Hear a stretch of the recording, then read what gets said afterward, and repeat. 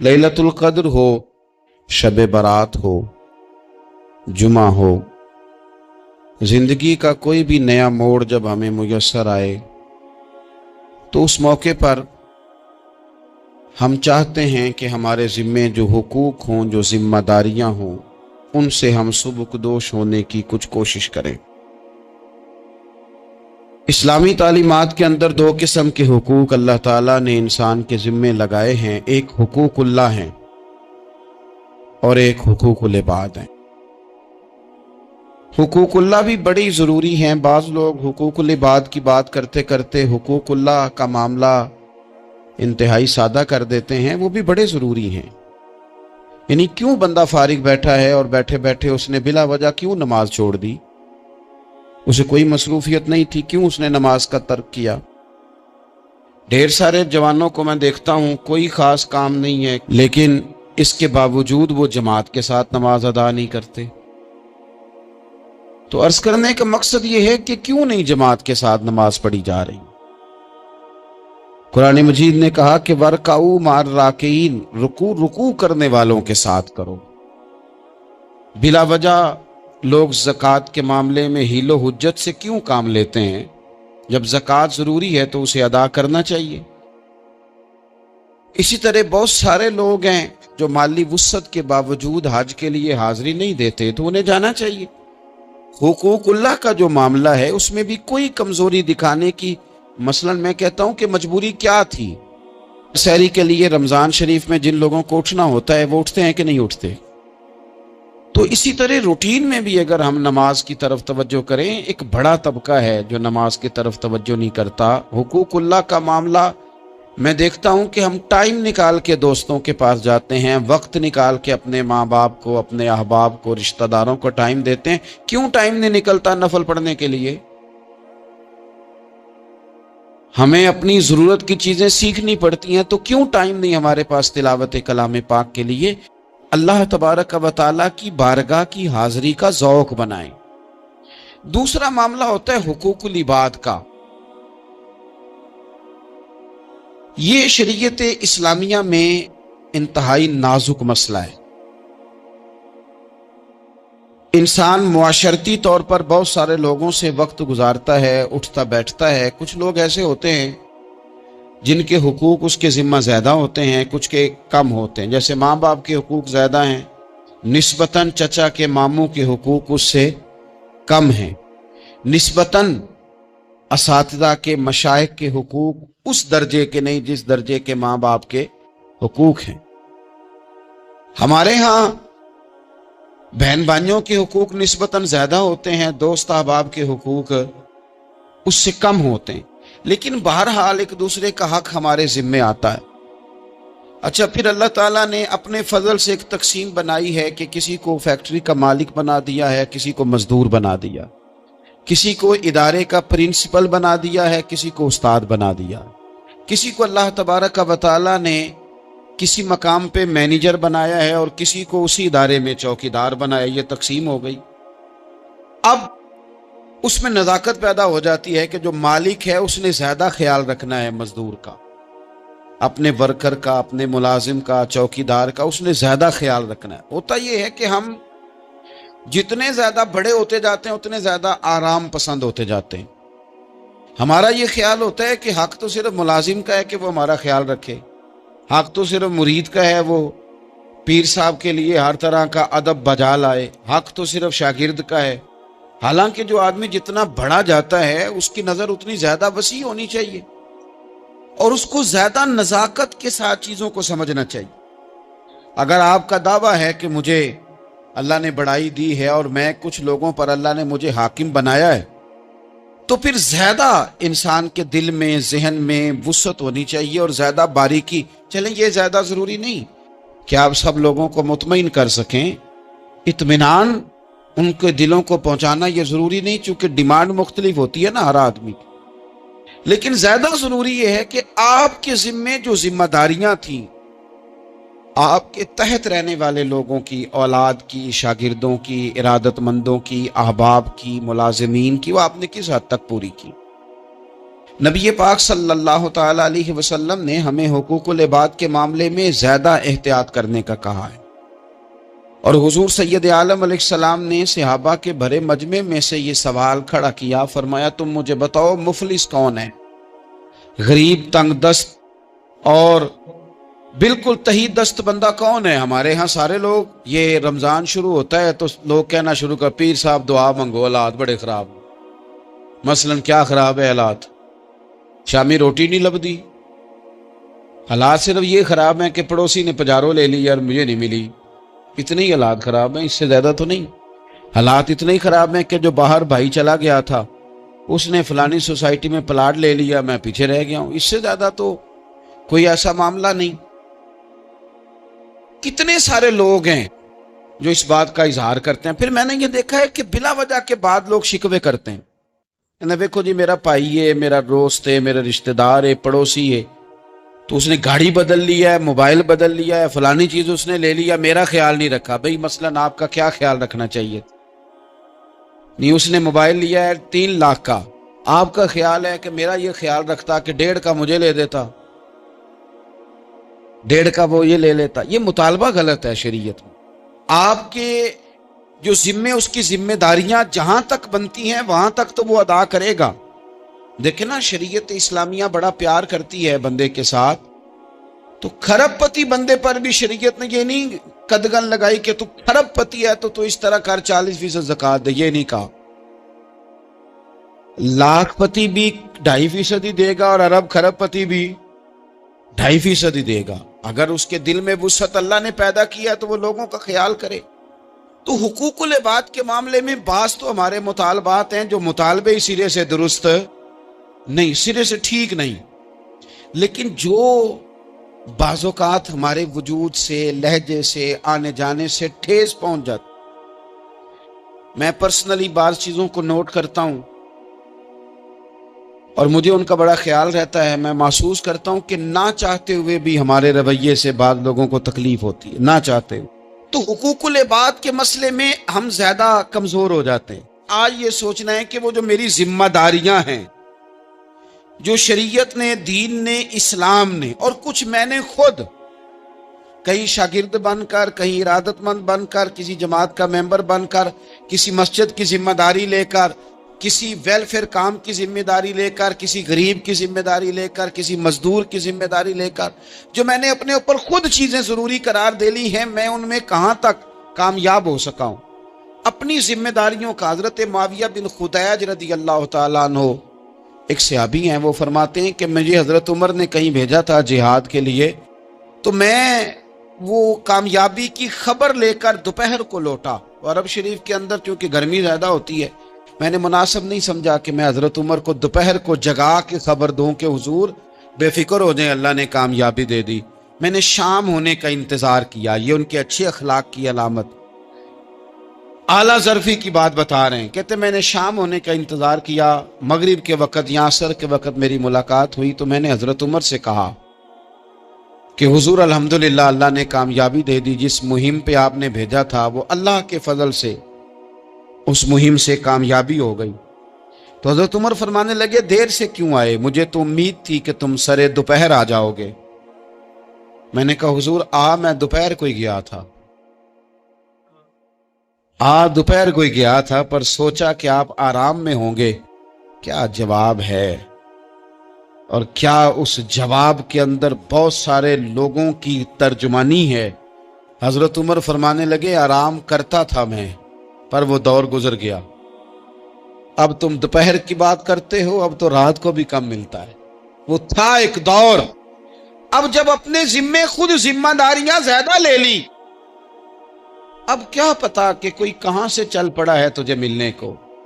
وہ دور گزر گیا جب تو سوتا تھا، من چاہی زندگی بتاتا تھا، اب تو نے خود یہ فیصلہ کیا ہے۔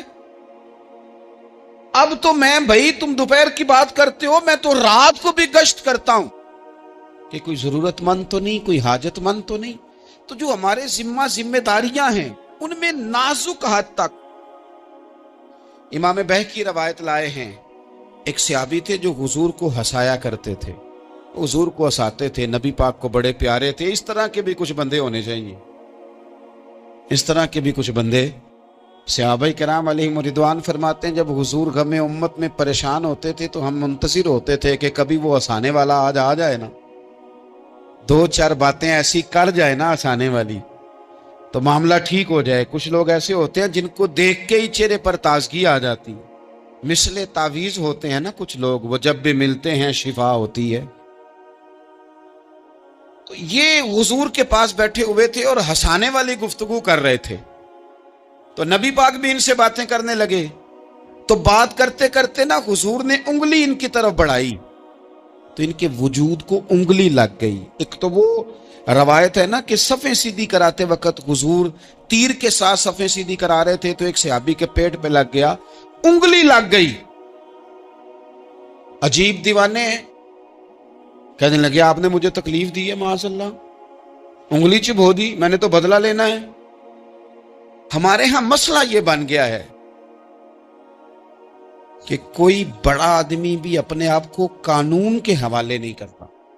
ملک سے لے کر امت مسلمہ کے کل مسائل تک ہمارے ملک کے اندر ہر بندہ اس کا مزاج ہوتا ہے کہ وہ اپنے آپ کو قانون سے بالا تر سمجھتا ہے۔ لائن میں لگنا لوگ پسند نہیں کرتے۔ یہ ایک بہت بڑا مسئلہ ہے۔ حضور صلی اللہ علیہ وسلم کی انگلی لگ گئی تو کہنے لگے آپ نے تو مجھے تکلیف دی ہے، میں تو بدلہ لوں گا۔ تو حضور نے فرمایا لے لے بدلہ۔ اپنے آپ کو قانون کے حوالے بڑا آدمی جب کرتا ہے تو قانون کی عزت بڑھتی ہے، قانون کا وقار بڑھتا ہے، سوسائٹی کے اندر پھر طاقتور قانون ہو جاتا ہے۔ لیکن جب غریب آدمی کے لیے قانون اور ہو اور امیر کے لیے قانون اور ہو تو اصل معاملہ تو قانون کی بالادستی کا ہے، آئین کی پاسداری کا ہے، اصولوں پہ کھڑے ہونے کا ہے۔ تو نبی پاک صلی اللہ تعالی علیہ وسلم سے کہا کہ میں، حضور نے فرمایا لے لو بدلہ۔ یہ حقوق العباد کی نزاکت عرض کر رہا ہوں، لے لو بدلہ۔ تو انہوں نے کہا جی پیٹ سے کپڑا ہٹائیے، تو حضور نے پیٹ سے کپڑا ہٹا دیا۔ تو بڑے دیوانے آدمی تھے، انہوں نے امت کو بتانا تھا کہ کچھ اس طرح کے رنگ بھی ہوتے ہیں محبت کرنے کے لیے، الٹی ہی چال چلتے ہیں دیوان گانے عشق، آنکھوں کو بند کرتے ہیں دیدار کے لیے۔ اس طرح بھی کبھی کبھی ہوتا ہے۔ کپڑا حضور نے ہٹایا تو انہوں نے نبی پاک کے جسم نور کو چومنا شروع کر دیا، کہنے لگے دن بڑے ہو گئے تھے، موقع نہیں کو بن رہا تھا، تو چلو یہ ایک موقع ملا ہے، حضور آپ کو کسی کے ساتھ زیادتی کر سکتے ہیں تو میں تو موقع تلاش کر رہا تھا۔ اور میرے بھائی نماز کا بھی موقع تلاش کرتے تھے صحابہ، جہاد کا بھی موقع ڈھونڈتے تھے، پر محبوب سے محبت کا بھی موقع ڈھونڈتے تھے۔ کبھی کبھی نا محبت کا بھی تو موقع نرے خشک نہیں نہ ہو جانا چاہیے۔ نہ علماں وچ پھسا سانو تو یار دی گل سنا سانو، اوتھے علم دا سکہ نہیں چلدا جتھے عشق ہوراں دا ڈیرا ہے۔ تو کبھی ادھر بھی ہیں حقوق العباد کے معاملے میں نزاکت۔ اور پھر جو آیت میں نے قرآن پاک کی پڑھی، ایک تو یہ ہے کہ آپ لوگوں سے معافی لیں، معافی مانگے۔ ہمارے ہاں نا معافی کا مزاج، قبول کریں جب کوئی بندہ معافی طلب کرے تو معافی۔ ہمارے ہاں معافی مانگنے کا رواج میں آپ یقین کریں سرے سے ہے ہی نہیں، بلکہ الٹا لوگ چڑھائی کر جاتے ہیں، کہتے ہیں اوہو تم نے معافی مانگ لی ہے تو معاملہ ہی ختم ہو گیا۔ اور جو آدمی، میں بڑے زمانے سے کہہ رہا ہوں کہ میرے ملک میں ایک رواج بنتا جا رہا ہے، جس کی زبان جتنی زیادہ سخت ہوتی ہے اس کا عروج اتنا زیادہ ہوتا ہے۔ جو تھوڑا سا شرافت کا مظاہرہ کرے لوگ اسے بزدل سمجھ لیتے ہیں۔ عزیز بھائیوں، اپنی زندگی میں معافی مانگنے کا مزاج بنائیں۔ آپ کریں کہ یار مجھ سے غلطی ہو گئی، میں انسان ہوں۔ آپ یقین کریں ڈھیر سارے لوگ ہیں جن کے ذمہ ڈھیروں معافیاں ہیں، لیکن ان کا مزاج نہیں، ان کی طبیعت نہیں، ان کا تکبر آڑے آ گیا ہے۔ اور میرے نبی پاک صلی اللہ تعالی علیہ وآلہ وسلم نے فرمایا تھا یہیں بدلہ دے دو کسی کا دینا ہے تو، یہیں معافی لے لو، یہیں، ورنہ فرمایا یاد رکھنا قیامت کے دن تو اس طرح ہوگا کہ اگر سینگ والی بکری نے بغیر سینگ والی بکری کو مارا ہوگا اسے بھی قیامت میں بدلہ دینا پڑے۔ یہی معافی تلافی لے لو، یہی۔ تو ہمارے ہاں مزاج نہیں، مزاج بنائیں نا آپ، معافی کا مزاج بنائیں۔ رسمی ویسے معافیاں مانگتے ہیں، آج پہ جا رہا ہوں بھائی اگر کوئی ہو گئی تو معاف کر دینا، یہ تو رسم ہے، تو بڑی دنیا ادا کرتی۔ آپ کو پتا ہے کہاں آپ کو معافی لینی ہے. تو جہاں جہاں اس طرح کے معاملات ہیں وہاں آپ کلیئر کریں. صحیح بخاری میں حدیث ہے حضرت ابو ذر غفاری سے، جب کسی نے کہا کہ آپ نے اسی طرح کے کپڑے خود پہنے ہیں جس طرح کے آپ کے غلام نے پہنے، یہ کیا معاملہ ہے؟ تو فرمانے لگے، اعلانیہ خود بتانے لگے، فرمانے لگے مجھ سے ایک دفعہ غلطی ہو گئی تھی، میں نے ایک غلام کو جھڑک دیا تھا تو نبی پاک نے مجھے تنبیہ فرمائی، تو میں نے اس غلام سے معافی بھی مانگی، اور اس دن سے لے کر آج تک میں جس طرح کا خود لباس پہنتا ہوں اسی طرح کا اپنے غلام کو پہناتا ہوں. تو وہ خود بیان کر رہے ہیں، وہ لوگ اظہار کر رہے ہیں کہ ہم نے یہاں نبی پاک علیہ الصلوۃ والسلام کے تنبیہ کرنے پر ہم نے اپنے غلام سے، خادم سے یا کسی غلام سے معافی مانگی. تو معافی مانگنے سے بندے کا قد کبھی چھوٹا ہوتا ہے؟ میرے نبی پاک علیہ السلام نے فرمایا جو معافی مانگ لے اللہ تو اس کی عزت میں اضافہ کر دیا کرتا ہے. تو اس لیے ایک تو جہاں یہ معاملہ ہے وہاں، اور دوسری جو آیت میں نے تلاوت کی اس میں اللہ کہتا ہے کہ غصہ پی بھی جاؤ، معافی مانگو بھی اور معاف کر بھی دو. والکاظمین الغیظ والعافین عن الناس، فرمایا وہ لوگ جو غصہ پی جاتے ہیں اور لوگوں سے درگزر کرتے ہیں، لوگوں سے درگزر کرتے ہیں. واللہ یحب المحسنین، اللہ ان احسان کرنے والوں سے محبت فرماتا ہے، ان سے اللہ پیار کرتا ہے. تو رب فرماتا ہے جو غصہ پی جاتے ہیں والعافین عن الناس، اور لوگوں سے درگزر کرتے ہیں، ایک تو معافی مانگے اور دوسرا معاف کر بھی دیں. اگر دل میں کوئی بات ہو تو معاف، ہر روز لوگوں کو معاف کر کے سویا کریں. پہلے تو اس طرح کا کوئی کام ہی نہ کریں. ایک شخص نے جملہ کہا تھا، لکھا تھا، کمال لکھا تھا، اس نے کہا تھا کبھی ایسا کوئی کام نہ کرنا کہ کوئی تمہاری وجہ سے جا کے رب کے سامنے رونا شروع کر دے. ایسا کوئی کام نہ کرنا کہ کوئی بندہ تمہاری شکایتیں اللہ رسول کو لگائے. اس طرح کا کبھی کام نہ کرے کہ وہ تڑپ اٹھے اور کہے اب تمہارا شکوہ میں نے وہیں کرنا. کچھ لوگوں کی شکایتیں کرنی پڑتی ہیں، اللہ رسول کی بارگاہ میں بھی، اپنے مشائخ کی بارگاہ میں کر دیتے ہیں. بعض اوقات انسان وہ بے بسی کے عالم میں کرے یا بہت زیادہ تکلیف اسے سہنی پڑے تو تب کرے، ہو جاتا ہے. تو ایک تو ایسا کریں نا، اور کوشش کریں لوگوں کو معاف کر دیں، اپنے دل سے چیزیں نکال دیں. دو لوگ بیٹھے تھے نا حرم مکہ میں، ایک صاحب کہہ رہے تھے کہ میرے اوپر وہ بدر میں جو قتل ہو گئے کفار، ان کا ذکر چل رہا تھا، تو دونوں گفتگو کر رہے تھے بدر میں ہمارے اتنے لوگ مسلمانوں نے مار دیے. تو ایک ان میں کہنے لگے کہ اگر میرے اوپر قرض نہ ہوتا اور میرے چھوٹے چھوٹے بچے نہ ہوتے تو میں تو تلوار لے کے جاتا اور مدینہ شریف جا کے معاذ اللہ بدلہ لے آتا. دوسرا کہنے لگا میں دیتا ہوں نا تیرے بچوں کا خرچہ بھی اور میں تیرا قرضہ بھی اتارتا ہوں، تو جا. اس نے کہا پکی بات ہے؟ کہا ہاں، قرضہ بھی میں اتار دوں گا، تیرے بچوں کا خرچ بھی اٹھاؤں گا، تو جا. اس نے خنجر تیار کیا، تلوار تیار کی، گھوڑے پہ بیٹھا، گلے میں وہ تلوار اس نے اپنے ڈالی اور مدینہ شریف آ گیا. اتفاق کی بات یہ کہ ملاقات حضرت عمر سے ہوئی. جناب عمر کہنے لگے مجھے تیری نیت ٹھیک نہیں لگتی. پکڑا کدھر آئے ہو؟ کہنے لگا میں تو بدر کے قیدیوں کے بارے میں بات کرنے آیا. فرمایا تلوار لے کے چل تجھے حضور کے پاس لے کے جاتا ہوں. نبی کریم کی بارگاہ میں لے گئے تو حضور فرمانے لگے کیسے آئے ہو؟ کیسے آنا ہوا؟ کہنے لگے جی میں تو بدر کے جو قیدی آپ کے پاس ہیں ان کی بات کرنے آیا تھا. تو حضور فرمانے لگے چل پھر باقی کی میں سناؤں. خیال آیا مسلمان نیک و بد پہچان جاتے ہیں، محمد آدمی کے دل کی باتیں جان جاتے ہیں صلی اللہ تعالی علیہ وسلم. فرمایا میں سناؤں؟ حضور کیا؟ فرمایا تم اور فلاں بن فلاں وہاں بیٹھے ہوئے تھے نا حرم مکہ میں فلاں پہاڑ کے ساتھ ٹیک لگا کے، اور تم نے یہ کہا تھا نا کہ قرضہ نہ ہوتا، بچے چھوٹے نہ ہوتے تو بدر کے مقتولین کا میں بدلہ لیتا. یہ سارا کچھ طے کر کے پھر آپ وہ تلوار لے کے اور یہاں کہتے ہو میں قیدیوں کے بارے میں بات کرنے آیا تھا. اس کے تو پسینے چھوٹ گئے، وہ تو بے حال ہو گیا. اس نے کہا اس کا تو سوائے اس کے اور میرے کسی کو نہیں پتا، اور اگر آپ کو پتا چل گیا تو پھر آپ اللہ کے سچے رسول ہیں.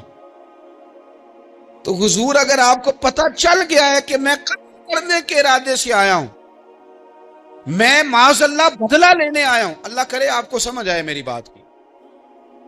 یعنی ایک تو یہ ہے کہ بندہ وہ پکڑا گیا ہے اور ایک یہ کہ کسی کو پتہ چل گیا ہے کہ یہ اس کام آیا ہے، پھر لوگ جب معافی دیتے ہیں تو بڑی کہانیاں سنا کے دیتے ہیں، ایسے نہیں دیتے۔ حضور اب آپ کو پتہ چل گیا ہے تو کیا کریں گے؟ تو حضور فرمانے لگے تو بتانا تیرے ساتھ کیا کریں۔ اس نے کہا کہ میں نے سنا ہے آپ معاف بڑا کر دیتے ہیں، یعنی یہ گھر سے کو پیار کرنے نہیں آیا، پھولوں کا گلدستہ لے کے نہیں آیا، تلوار لے کے آیا، لیکن یہ میرے محبوب کا حوصلہ ہے، اور آیا بھی عین مسلمانوں کے بیچ ہے، جو چاہیں اس کے ساتھ کر سکتے ہیں۔ اس نے کہا معاف کر دیں، تو حضور نے فرمایا جا میں نے معاف کیا۔ حضور نے معاف کیا، وہ کہتا حضور معاف کر رہے تھے اور رب میرے دل میں ایمان کو تازگی عطا فرما رہا تھا، حضور نے معاف کیا اور میں نے کلمہ پڑھنا شروع کر دیا۔ ہم معافی نہیں دیتے، کبھی کبھی صلح تو کر لیتے ہیں، صلح ہو جاتی ہے، پنچایت میں صلح ہو گئی، پھر لڑائی ہوئی، پھر بات شروع سے شروع ہو گئی، کیونکہ ہم نے معافی، پھر وہ بات شروع ہو گئی 1955 سے، تو بھی آکھیا سی، تو بھی کیتا سی، وہ بننے والی گل یاد ہی، او بس کر یار، کچھ بھولیں بھی تو۔ بچے پتہ کیوں خوش رہتے ہیں؟ آپ کو پتہ ہے بچے کیوں خوش رہتے ہیں؟ بچوں کو بات بھول جاتی ہے، اس لیے بچے، اماں نے ادھر 2 تھپڑ مارے 3-4 منٹ پہلے، اور اگلے 5 منٹ میں اماں نے پھر ماتھے کا بوسہ لیا تو بھول گئی بات۔ اللہ کرے کوئی تھوڑے تھوڑے بچے بھی بن جائیں، یہ جو بہتے سیانے ہیں نا، ان کا بھی اللہ ہی حافظ ہے، عقل زیادہ آ گئی ہے نا۔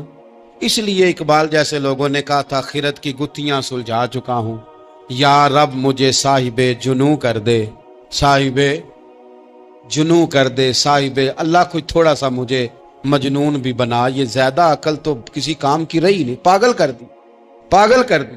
بہت سارے لوگ ایسے ہیں زیادہ سمجھدار ہوتے ہیں، لہذا معافی دینے کو تیار ہے، معافی دیں۔ جب کوئی معافی کا مطالبہ کرے تو اسے معافی، سب سے مشکل کام ہوتا ہے لمبی لسٹ والے دشمن کو معاف کرنا۔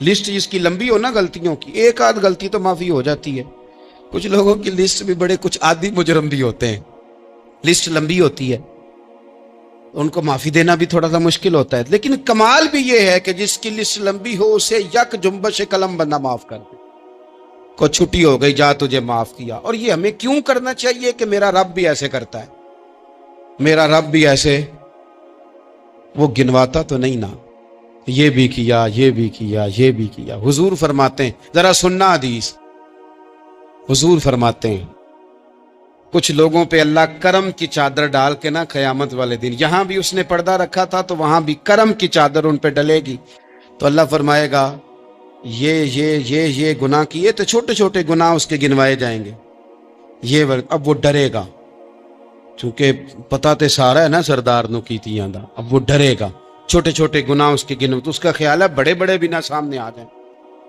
چھوٹی چھوٹی غلطیاں اس کی گنوائی جا رہی ہیں، تو ڈر رہا ہے، کانپ رہا ہے۔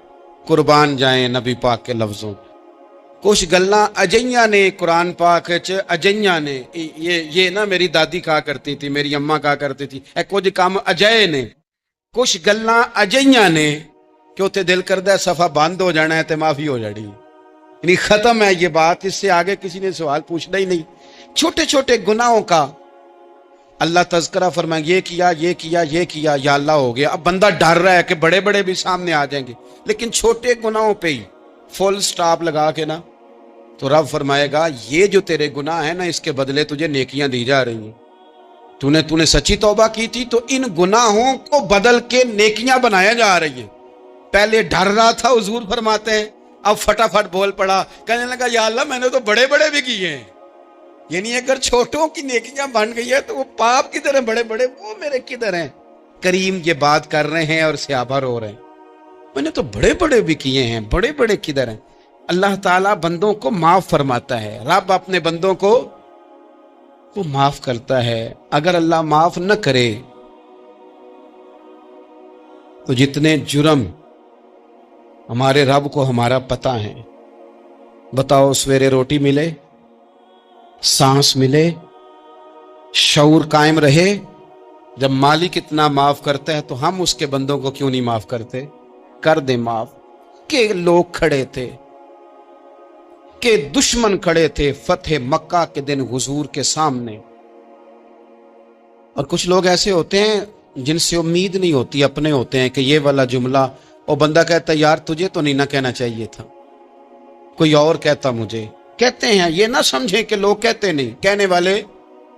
یہ بات ہی آپ چھوڑ دیں کہ کوئی آپ کو کچھ کہے گا نہیں، یہ چھوڑ دیں.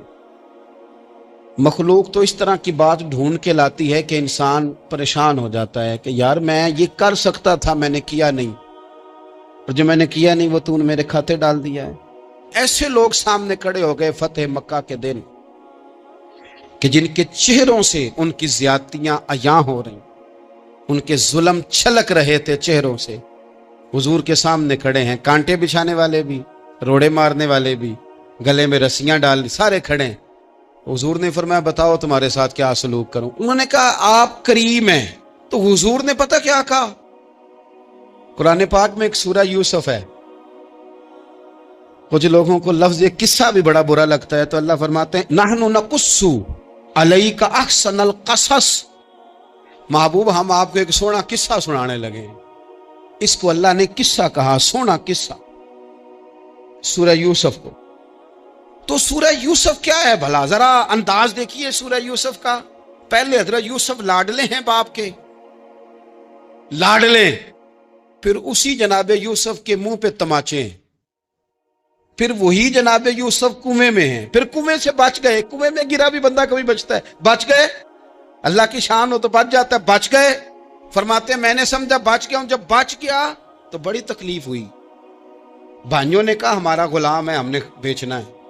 سگے بھائیوں نے بیچا، جو باپ کی طرف سے سگے تھے بیچا. فرماتے ہیں میں بکا. اب بڑا پریشان تھا کہ یار کبھی آپ غور کریں نا، کسی کا ریٹ لگ جائے. فرماتے ہیں اب بڑا پریشان تھا، اور جب میں مصر میں گیا تو میں کونے میں کھڑا ہوں اور لوگ مجھے خرید رہے ہیں. محبت میں یہ قصہ سنانا تو آسان ہے کہ بی بی اٹی لے کے آ گئی تھی، پر جو بیکرا ہے اس کا بھی تو حال دیکھو نا کیا ہے، اس کا ریٹ لگ رہا ہے. یہ بھی تو بڑی. اور جناب یوسف کہتے ہیں پھر عزیز مصر نے خرید لیا تو بادشاہ کے گھر گیا تو کچھ سکھ کا سانس آیا. یہ حضرت یوسف ہیں، یہ لاڈلے ہیں. فرماتے ہیں سکھ کا سانس لیا ہی تھا کہ جناب زلیخا نے الزام لگایا. اور وہ غلطی معاذ اللہ جس کا تصور بھی نہیں، اس کی پاداش میں سالوں جیل کاٹا. لیکن خدا کی حکمت ہے نا، اللہ کا کرم ہے نا، جس ملک کے وہ قیدی تھے رب نے اسی ملک کا حکمران بھی بنا دیا. یہ اللہ کی حکمت ہے نا، تقاضے ہیں نا. صبح کے تخت نشین شام کے مجرم ٹھہرے، ہم نے پل بھر میں نصیبوں کو بدلتے دیکھا. وہ جو چاہے جب چاہے کر دے. تو جب وہی بھائی مجبور ہو کر سوالی بن کر سامنے آئے ہیں، پتہ کیا ہوتا ہے؟ بندہ معاف کر دیتا ہے. بہت سارے لوگ معاف کرتے ہیں پر کہانیاں سنا کے، پتہ جنا ادو کی آکھیا ساجے، پتہ جنا ادو کی کیتا ساجے، پھر پتہ جنا تسی اے بھی آندے سو. یہ ساری کہانیاں سنا کے. لیکن حضرت یوسف کے سامنے کھڑے ہو گئے. جناب یوسف نے بات چھیڑی کوئی نہیں، فرمایا تم سے بات ہی کوئی کرنی، جاؤ تمہیں سارا کچھ معاف کیا. اب جب یہ لوگ مکے والے حضور کے سامنے کھڑے، اس طرح معافی دینی چاہیے. یہ جب سامنے کھڑے ہوئے تو حضور نے فرمایا پتہ تمہارے ساتھ کیا سلوک کرنے والا ہوں؟ کہا حضور نہیں. فرمایا وہی جو جناب یوسف نے بھائیوں کے ساتھ کیا تھا. پچھلا صفحہ پلٹنا ہی کوئی نہیں. جاؤ تمہیں معاف کیا، جاؤ تمہیں معاف کیا، جاؤ تمہیں معاف کیا. اور صرف معاف نہیں کیا، ساتھ عزت بھی دی. سب سے زیادہ مقابلے تو حضرت ابو سفیان نے کیے تھے نا، آخر تک وہ آئے تھے. آج وہ کلمہ پڑھ رہے ہیں، سردار ہیں، کلمہ پڑھ رہے ہیں. تو نبی پاک نے صرف معافی نہیں دی، عزت بھی دی. فرمایا جناب ابو سفیان چونکہ اب مسلمان ہو گئے ہیں، میں سب کو معاف کرتا ہوں. جو اپنا اندر سے دروازہ بند کر لے اسے بھی معاف کرتا ہوں، اور جو ابو سفیان کی حویلی میں آ جائے اسے بھی معاف کر دوں گا. تو ابو سفیان وہ کہتے میں حیران ہی ہو گیا کہ اتنی بڑی بات، معافی بھی دی اور ساتھ عزت بھی دی. تو آج جو سبق آپ کی خدمت میں میں نے عرض کیا ہے، اس کو آپ امید ہے یاد رکھیں گے. ایک تو یہ کہ معافی مانگ لیں. اگر کسی جگہ ہمارا معافی مانگنا اگر ہم سمجھتے ہیں، ہمارا دل ضمیر گواہی دیتا ہے کہ مجھے معافی مانگنی چاہیے، تو معافی مانگیں. اور دوسرا پھر معافی دیں بھی، اور معافی دیں، سیاسی صلح نہ کریں. माफ़ी दें तो फिर वाकई ही दें, दिल से दें। और आखिरी बात यह कि जिस तरह हमने लोगों से माफ़ी लेनी है और माफ़ी देनी है, इसी तरह जहाँ हमसे शरई कबाहतें हुई हैं, इखलाकी कमज़ोरियाँ हुई हैं, एक बात तो अच्छी तरह समझ लें कि नफल पढ़ने से हुकूकुल इबाद नहीं माफ़ होते, वो बंदे से माफ़ी मांगने से ही होते। सारी रात को बंदा तस्बीह पढ़े और कहे कि मैंने अम्मा की नाफरमानी किया तो माफ़ी हो जाएगी, नहीं, वो अम्मा ही माफ़ करेगी तो माफ़ी हो, वो अब्बा ही माफ़ करेगा तो फिर ही माफ़ी होगी। तो जो जहाँ शरीयत की मुखालफत की है वहाँ भी माफ़ी मांगें, अल्लाह के हुजूर गिड़गिड़ाएं, तौबा करें और तौबा बदल जाने वाली करें, तब्दील हो जाने वाली तौबा करें। माफ़ी मांग भी ले, माफ़ी दे भी दे। और आपसे ये भी गुजारिश करूँगा कि जहाँ अल्लाह रसूल की हमसे नाफरमानी हुई है वहाँ तन्हाई में 2 नफल पढ़ के तन्हाई में अल्लाह ताला से भी माफ़ी के खास्तगार हों। याद रखें, जब उसकी खुफिया तदबीर आ गई तो फिर माफ़ी का वक्त हो सकता है खुदा न करे हमें न मिल सके। अब वक्त है, खूब इस्तिगफार करें, खूब माफ़ी मांगें। नौजवानों, आराम पसंदी थोड़ी कम करो। हर वक्त लेटना, हर वक्त आराम तलाश करना, ये कमजोर कर देता है जवानों। लक़द खलक़नल इंसान फी कबद, हमने इंसान को मुशक्कत में रहता हुआ पैदा किया। मैंने अभी दोस्तों से कहा है, फिर आपकी खिदमत में अर्ज करता हूं, रात हो गई है तकरीबन 11 घंटे की। 7 बजे शाह होती है और 6 बजे के बाद ही उमूमन सब जगहों पे फजर की नमाज होती है, तो 11 घंटे की रात बनती। बहुत ज्यादा भी डॉक्टर कहता है कोई सोए तो 8 घंटे सो ले, नींद पूरी है। अगर इशा के बाद मोबाइल करो जल्दी बंद, तो जरा सहरी में उठो। बंदा हो जवान और उठ के पढ़े ताज्जुद, तो मजा नहीं आ जाता। और जो सहरी के वक्त दुआ का मजा है, जो दुआ की लज्जत है, नबी करीम अलैहिस्सलाम ने सुबह सुबह सैयदा पाक को आवाज दे के कहा, ये हमारी तालीम के लिए। फरमाया उठो, ये रब करीम से सवाल करने का वक्त है। पिछली रहमत, पिछली राती रहमत रब दी करे बुलंद आवाजा, ओ बख्शिश मंगन वाले कारण खुला जे दरवाजा। लेकिन हमारा मसला ये है कि जिस टाइम जागना है उस टाइम सोते हैं, जिस टाइम सोना है उस टाइम।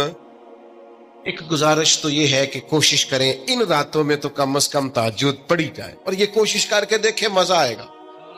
और फिर इधर उधर लोगों को दुख बताने की बजाय ना, जब तहज्जुद की 2 रकते पढ़ ले तो सारा अपने रब की बारगाह में अर्ज कर दे। बोझ भी हल्का होगा दिल का, राज भी रखा जाएगा और करम भी हो जाएगा। और दूसरी गुजारिश ये है कि सरकार दो आलम अलैहिस्सलाम ने नौजवानों से कहा था, जवानों या निकाह करो या रोजे रखो। ये बड़े आसान दिन है रोजे रखने के लिए। तशरीफ रखें जी, आप लोग बैठ जाएं, अल्लाह आपको सलामत रखे, अल्लाह ताला बरकत दे। आप भी बैठ जाएं जी, अल्लाह ताला सबको बरकत अता करे। ये हुजूर के नाम की महफिल है ना जी, इसका अदब बहुत ज्यादा है। इसमें आप इस तरह खेलेंगे मोबाइलों के साथ तो ये वैसे ही अदब के खिलाफ। अल्लाह से 2-4 दोस्त बना लें, बाकियों को दे दें, काफी हो गया, लेकिन ये इस पे मसरूफ ना हो आप। भाइयों, अल्लाह करीम ने इरशाद फरमाया कि वदाइयन इलल्लाह, हमने आपको दाइया इलल्लाह बनाया है, अल्लाह की जानिब दावत देने वाला। नबी अकरम सल्लल्लाहु ताला अलैहि वसल्लम ने जो अकायद और नजरियात हमें अता किए अकीदा तौहीद और रिसालत की सूरत में, वो अकायद इतने जानदार और इतने मजबूत हैं कि वो बंदा मोमिन को ताकतवर कर देते हैं। आप देखिए, अरब के लोग मुख्तलिफ किस्म की ओहाम परस्तियों का शिकार थे। उनका ये ख्याल था कि जब हज करके वो आए हैं तो वो घरों के दरवाजों से दाखिल नहीं हुआ करते थे, बल्कि छतों से कूद कर आते।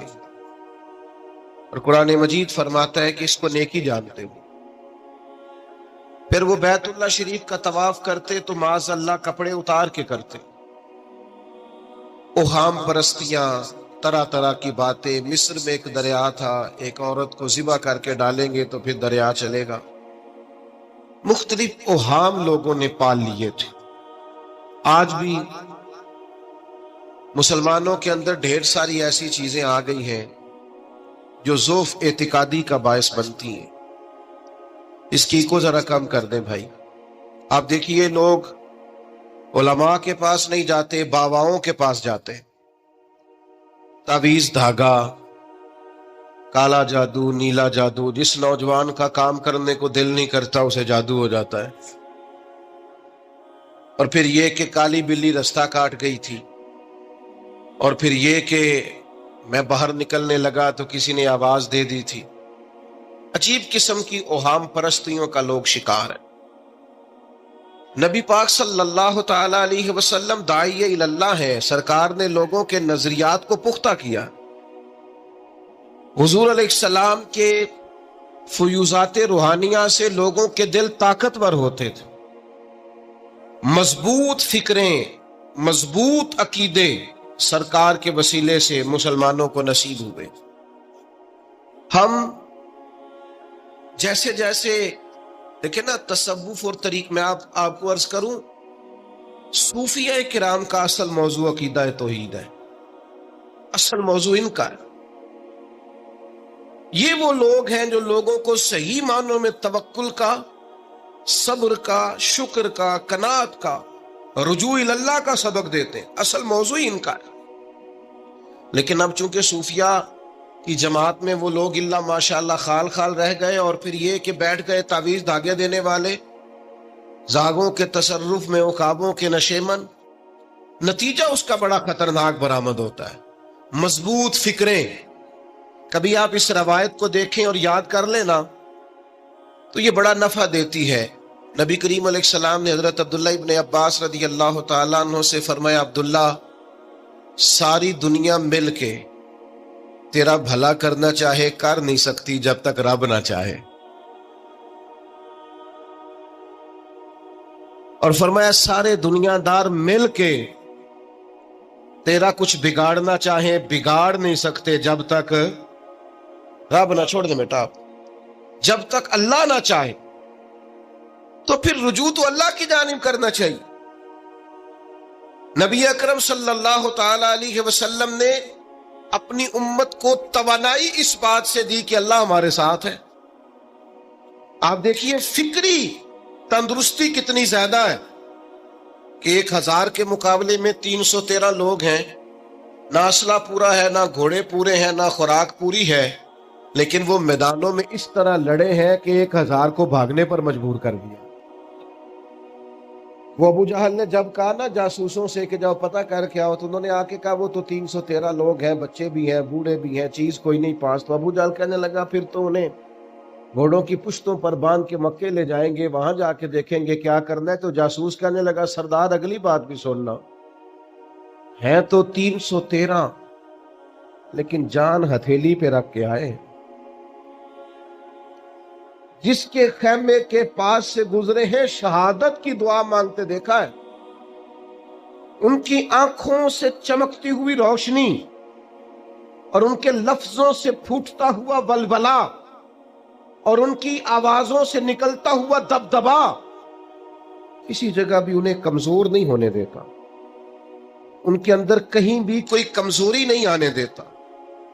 غریبی کا نام لے کے سارا دن پریشان ہونا، غریبی کا نام لے کے اپنے آپ کو مظلوم ثابت کر کے لوگوں کو مدد پر اکسانا بندہ مومن کا یہ طریقہ نہیں ہے.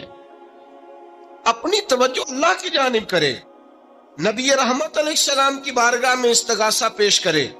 لیکن دنیا داروں کو مائل کرنا، لوگوں کی جیبوں کی طرف دیکھنا، یہ مومن کی شان گردن کو جھکا دیتا ہے. خیرات کا پتھر جہاں میں مانگنے والوں کے سر کبھی اونچے نہیں ہوتے، اور غیرت ہے بڑی چیز جہانے تگ و دو میں.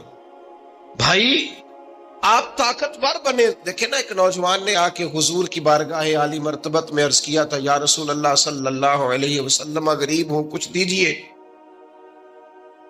تو حضرت جابر ابن عبداللہ رضی اللہ تعالیٰ عنہ فرماتے ہیں ہم نے حضور سے بڑا کچھ سنا، یہ لفظ نہیں، لفظ لا، یعنی میرے پاس نہیں ہے، یہ ہم نے حضور سے سنا ہی نہیں. ایسا کوئی محبوب کہیں ہوگا نہ کہیں ہے. بیٹھا ہے چٹائی پہ مگر عرش نشیں ہے، اور ملتا نہیں کونین کو کیا کیا تیرے در سے، بس ایک لفظ نہیں ہے جو تیرے لب پہ نہیں ہے۔ اور یہ فاضل بریلوی رحمت اللہ علیہ کا انداز بھی دیکھیے، کہتے ہیں واہ کیا جود و کرم ہے شہ بطحا تیرا۔ اور یہ ذرا دیکھیے شعری ذوق دیکھیے، واہ کیا جود و کرم ہے شہ بطحا تیرا، نہیں سنتا ہی نہیں، نہیں کیا انداز ہے۔ اب یہ کیسی زبان ہے اور کیسا یہ محاورے کا استعمال ہے، جو شعری ذوق رکھتے ہیں وہ سمجھیں، کہتے ہیں نہیں سنتا ہی نہیں، کون؟ مانگنے والا تیرا۔ یا رسول اللہ آپ سے مانگنے والا نہیں سنتا، حضور عطا کرتے۔ اور ایک جگہ پہ فرماتے ہیں میرے کریم سے گر قطرہ کسی نے مانگا، دریا بہا دیے ہیں دربے بہا دیے ہیں۔ حضور تو دیتے، پر نوجوان نے جب آ کے عرض کی نا یا رسول اللہ صلی اللہ علیہ وسلم کچھ دیجئے، وہ جوان ہو، چڑھتی جوانی ہو، اور پھر وہ سوال کرے۔ ہمارے ساتھ ایک دوست پڑھا کرتا تھا، یہ 3 مہینے کی چھٹیاں ہوتی تھی تو وہ مستریوں کے ساتھ مزدور لگ جاتا۔ ہم نے اسے کہا یار تو تب 9th 10th کے اندر مزدوری کرنے جانا، تو کہندا سی یار میں قد میرا ایڈا بڑا ہے، ابا جی کو مانگ دیا شرم ہوگی۔ یہ سوچ نوجوانوں میں پیدا ہونی ضروری ہے۔ اب میں ابا جی سے مانگوں، مجھے تو دینا چاہیے۔ اس نے آ کے عرض کی یا رسول اللہ صلی اللہ علیہ وسلم کچھ دیجئے، تو حضور فرمانے لگے تیرے پاس کچھ بھی نہیں؟ اس نے کہا ایک پیالہ ہے میرے پاس گھر میں اور ایک کمبل ہے۔ اتنا غریب بندہ ہے کوئی محفل میں جس کے گھر میں ایک ہی پیالہ ہو، ایک ہی کمبل ہو؟ کوئی بھی نہیں اتنے بڑے مجمع میں۔ لیکن اگر کوئی ہماری غریبی کا رونا پوچھے تو میرا خیال ہے ہر تیسرا بندہ دوسرا بندہ غریب ہے، اور بڑا ہی غریب ہے۔ ایک پیالہ ایک کمبل، کریم نے فرمایا لے کے آؤ، وہ لائے تو محبوب فرمانے لگے کون خریدے گا؟ ایک نے کہا 1 دینار، ایک نے کہا 2 دینار۔ محبوب نے بولی لگوا دی، 2 دینار کا بیچ دیا۔ فرمایا جا 1 دینار کی روٹی لے جا۔ یہ نوجوانوں کو فکر دی کہ وہ انویسٹمنٹ میں تم نے ذات سے اپنے گھر سے لینی ہے۔ وہ 10-15 ہزار کا ٹھیلا بھی کسی سے نہیں کہنا تو لگا کے دے، جاؤ 1 دینار کا کھانا لے جاؤ، 1 دینار کا کلاڑا خرید کے لاؤ۔ صحابہ فرماتے ہیں وہ کلاڑا لایا، پر نصیب دیکھو اس کلاڑے میں دستہ نبی کریم نے اپنے دستے مبارک سے لگایا۔ فرمایا جا جنگل میں جا کے لکڑیاں کاٹ اور بیچ، کھا بھی اور پلا بھی، پی بھی اور پلا بھی، 10 دن مجھے نظر نہ آنا۔ وہ یارو یہ کیا بات ہوئی؟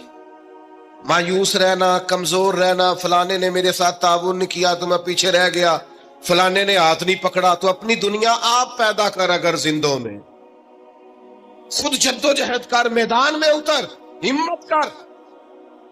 حضرت حسن بصری رحمت اللہ علیہ کے پاس ایک نوجوان نے آ کے عرض کی حضور بس آج کے بعد میں نے کام نہیں کرنا۔ فرمایا تمہیں کیا ہوا ہے؟ کہنے لگا آج میں نے عجیب منظر دیکھا ہے، میں نے دیکھا ہے کہ ایک شیر نے شکار کیا بکرے کا، آدھا کھایا ہے، آدھا منہ میں پکڑ کے پہاڑی پہ چڑھ گیا۔ وہاں ایک نابینا لومڑی بیٹھی تھی، باقی کا اس نے اسے کھلایا ہے۔ تو حضور میں یہ سمجھ گیا ہوں کہ جو رب اس نابینا لومڑی کے لیے بندوبست کرتا میرے لیے بھی کرے گا، لہذا میں نے کام نہیں کرنا۔ حضرت حسن بصری بڑا مسکرائے، فرمانے لگے کہانی میں کردار تو نے 2 دیکھے، ایک شیر ایک لومڑی۔ فرمانے لگے کیا بات ہے تیری، تو نے لومڑی بننے کا پروگرام بنایا، شیر بننے کا کیوں نہیں بنایا؟ تو شیر بننا، شکار کر، خود بھی کھا دوسروں کو بھی کھلا۔ یہ کیا بات ہوئی؟ امت کے جوان فائلیں لیے دفتروں کے چکر لگاتے اور اپنی بغل میں کاغذات لیے امبیسیوں کے پھیرے کاٹتے اور ایجنٹوں سے سوال کرتے کہ مجھے ملک سے باہر جانا ہے، کیا طریقہ ہے؟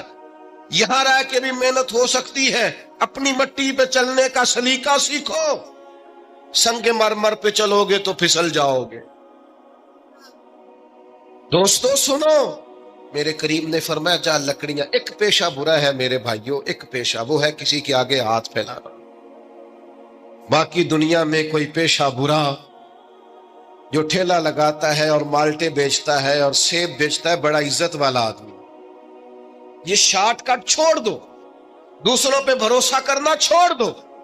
وہ شاعر ایک بیٹھا تھا نا، شاعر مجھ سے ناراض نہ ہو جائیں، تو کئی دفعہ وہ شعر و شاعری میں بھی ان کی حالت بڑی خستہ ہو جاتی ہے. جن دنوں لوگ پتلے کپڑے پہنتے ہیں، بعض شاعروں نے ان دنوں میں بھی موٹی چادر لی ہوئی ہوتی ہے. تو ایک جگہ بیچارہ بیٹھا تھا کونے میں، اللہ ماشاءاللہ سب کی بات نہیں، تو حالت ایسی خستہ تھی، ایک بندہ 5 روپے پھینک گیا، تو تھا خوددار، بڑی تکلیف کو اٹھا اپنے پیسے. تو اس نے کہا آپ کی حالت بتا رہی ہے، آپ کو ضرورت ہے. اس نے کہا ضرورت پڑی تو اللہ رسول سے مانگوں گا، تیرے سے کیوں مانگوں گا. شعر بڑا قیمتی کہا. اس نے کہا یہ آرزوئے کرم اور میں آپ سے کروں، یہ آرزوئے کرم اور میں آپ سے کروں، یہ بھیک اس کو دیجئے جس کا خدا نہ ہو. میں تو وارث ہے میرے اللہ رسول، میں کو لاوارث ہوں کہ تیرے سے مانگتا پھروں.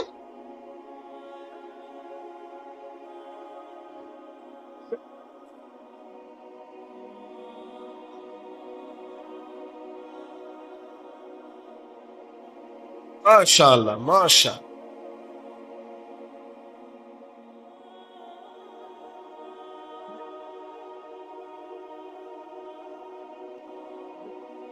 بس ہم سمجھے ہماری قیمت وصول ہو گئی. اگر خودداری پر نوجوان نعرے لگانے لگ گئے تو پھر تو بات بن گئی. لگتا ہے محنت کا ارادہ بن گیا ہے. انشاءاللہ تعالی کشکول ٹوٹنے کا ٹائم آ گیا ہے. کرم کی برکھا برس لگی، یہی ملت کا جوان قیادت کرے گا. اور یاد رکھنا، ہمیشہ قیادتیں غریبوں کے بچوں نے کی ہیں، جنہوں نے آدھی قیمت پہ کتابیں لے کے پڑھی ہیں، بڑی ڈگریاں انہوں نے حاصل کی ہیں. یہ کمزور نہ پڑھو. نبی پاک داعیہ اللہ ہے، حضور نے جگایا ہے، 15 دن نظر نہ آنا، مزدوری کر. وہ نوجوان 15 دنوں کے بعد آیا. اب تیرا حال کیا ہے؟ اس نے کہا حضور پہلے ایک پیالہ تھا نا، اب سارے گھر کے برتن بن گئے. پہلے ایک بستر تھا، اب سارے گھر کے بستر. اور نوجوانوں، ہم نے سہارا بننا ہے. ماں سے کہنا ہے اب تو نے آنسو نہیں بہانے، تیرا پتر بڑا ہو گیا ہے. بہن سے کہنا ہے اب تو کبھی پریشان نہیں ہوگی، تیرا بھائی بڑا ہو گیا ہے. بوڑھے باپ کے پاس بیٹھ کے کہنا ابا جی بس اب آنسو پوچھ دو، آج کے بعد پریشان نہیں ہونا، پتر جوان ہے. اپنی بیوی سے، بچوں سے کہنا کہ کسی خواہشات پوری کرنے کے لیے تمہیں دیر تک انتظار نہیں کرنا پڑے گا، اب میدان میں ہو، بس اپنی مٹی پہ چلنے کا سلیقہ سیکھو. سنگ مرمر پہ چلو گے تو پھسل جاؤ گے. نبی پاک نے محنت کو سپورٹ کیا ہے، مشقت کو سپورٹ کیا. حضور علیہ السلام نے فرمایا سب سے بہترین کمائی وہ ہے جو تو اپنے 2 ہاتھوں سے محنت کر کے کھاتا ہے. فرمایا اللہ کے نبی حضرت داؤد علیہ السلام محنت کر کے کمایا کرتے. سنگیوں کام کرنا. اور دوسری بات، بھروسہ اللہ رسول پہ. بھروسہ، ادھر دیکھو میری طرف، دنیا داروں سے امیدیں لگا لیتے ہو بہت زیادہ. وہ دنیا دار بندے بیچارے کمزور ہوتے ہیں. یہ الیکشن کے دن تھے، گزشتہ سے پیوستہ الیکشن جو گزرا ہے، تو میرا ایک پیار والا دوست بھی ایک ایم کے امیدوار کا بڑا ووٹر سپورٹر تھا. یہاں اس نے اس کا بیج فوٹو والا لگایا ہوا تھا. میں رات کو دیر سے جلسے سے لوٹ رہا تھا تو وہ کھڑا تھا باہر، اور اندر امیدوار صاحب تقریر کر رہے تھے.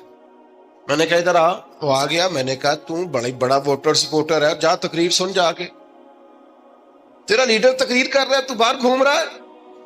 کہندا ہے پیر صاحب جھوٹ پہ ماردا جو سارے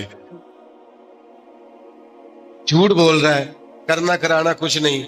تو میں کہ یار جی ایڈے پکے ووٹر سپورٹر نو بھی پتا ہے کہ جھوٹ پہ ماردا ہے، تو ہم تو ویسے ہی سپورٹر نہیں ہیں. ہم نے تو کی محبت تو سیاست کا چلن چھوڑ دیا. ہم اگر عشق نہ کرتے تو حکومت کرتے.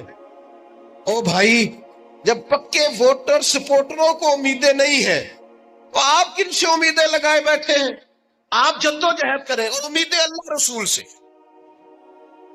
نبی پاک علیہ السلام نے فرمایا جو رب پہ بھروسہ کرے گا اللہ کی رحمت اس کی کفایت کرے گی.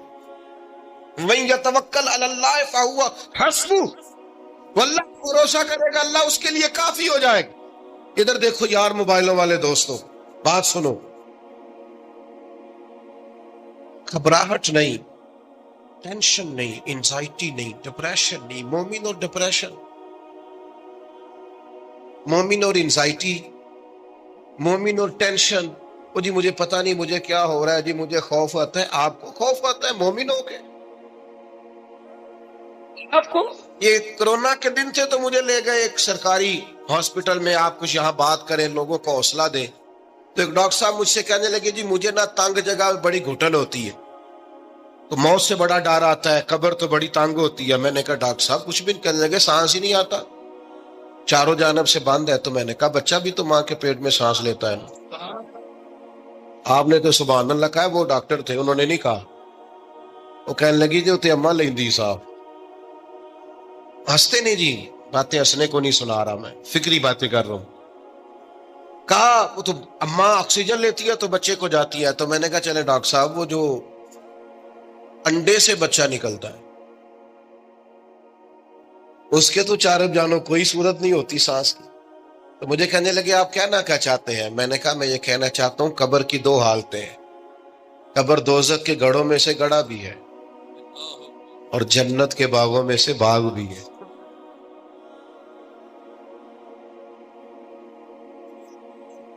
سنو یار، اللہ آپ کو خوش رکھے. ماشاء اللہ. سنیں جی سنیں.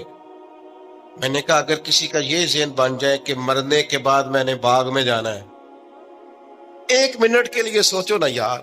یعنی ادھر قبر بند ہوئی تو نیچے باغ، اور باغ بھی معمولی نہیں، جنت کے باغوں میں سے باغ. اور باغ ایسا شاندار جس میں آنکھ کھلی تو پہلی زیارت ہی مدینے والے محبوب. آج پھولے نہ سمائیں گے کفن میں آسی، آج کی رات ہے ان سے ملاقات کی رات. وہاں جانے سے خوف آتا ہے.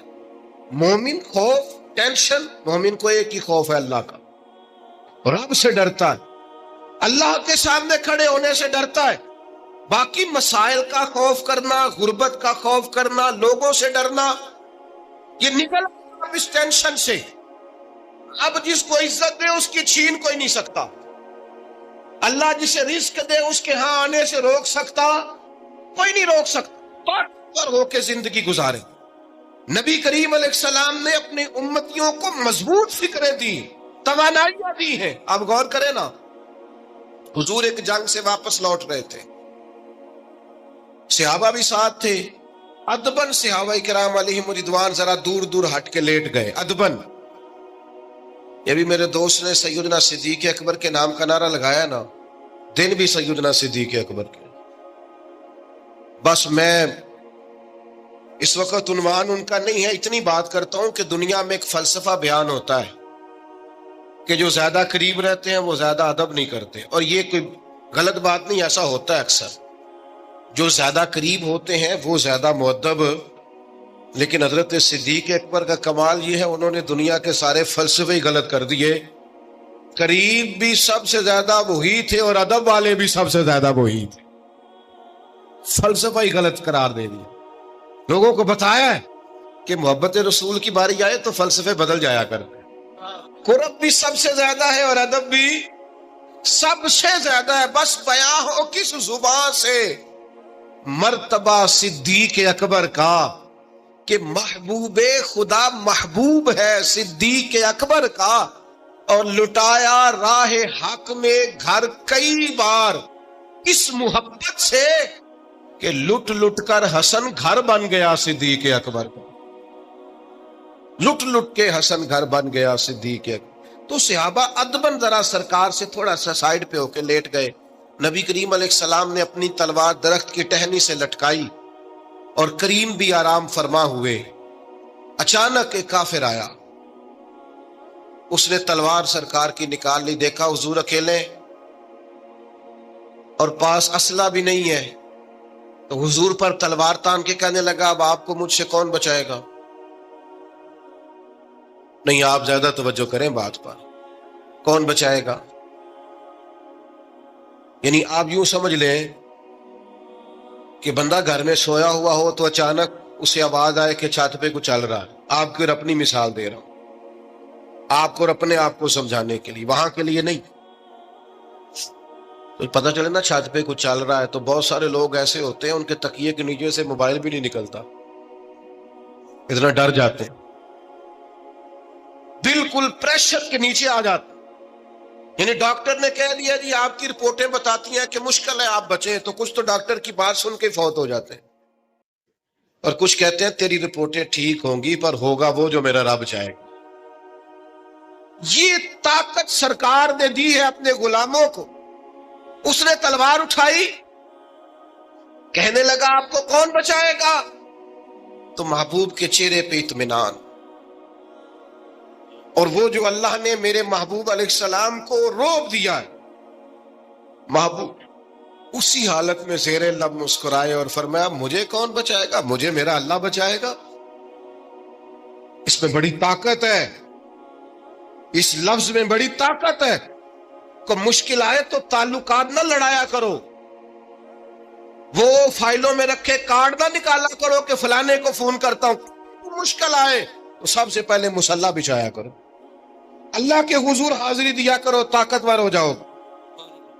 نبی کریم علیہ السلام نے فرمایا مجھے میرا اللہ بچائے گا. بس یہ لفظ کہے وہ کانپا، تلوار گری، کریم مسکرائے، تلوار اٹھائی، فرمایا لو بھی مجھے تو اللہ نے بچا لیا، تو بتا تجھے کون بچائے گا؟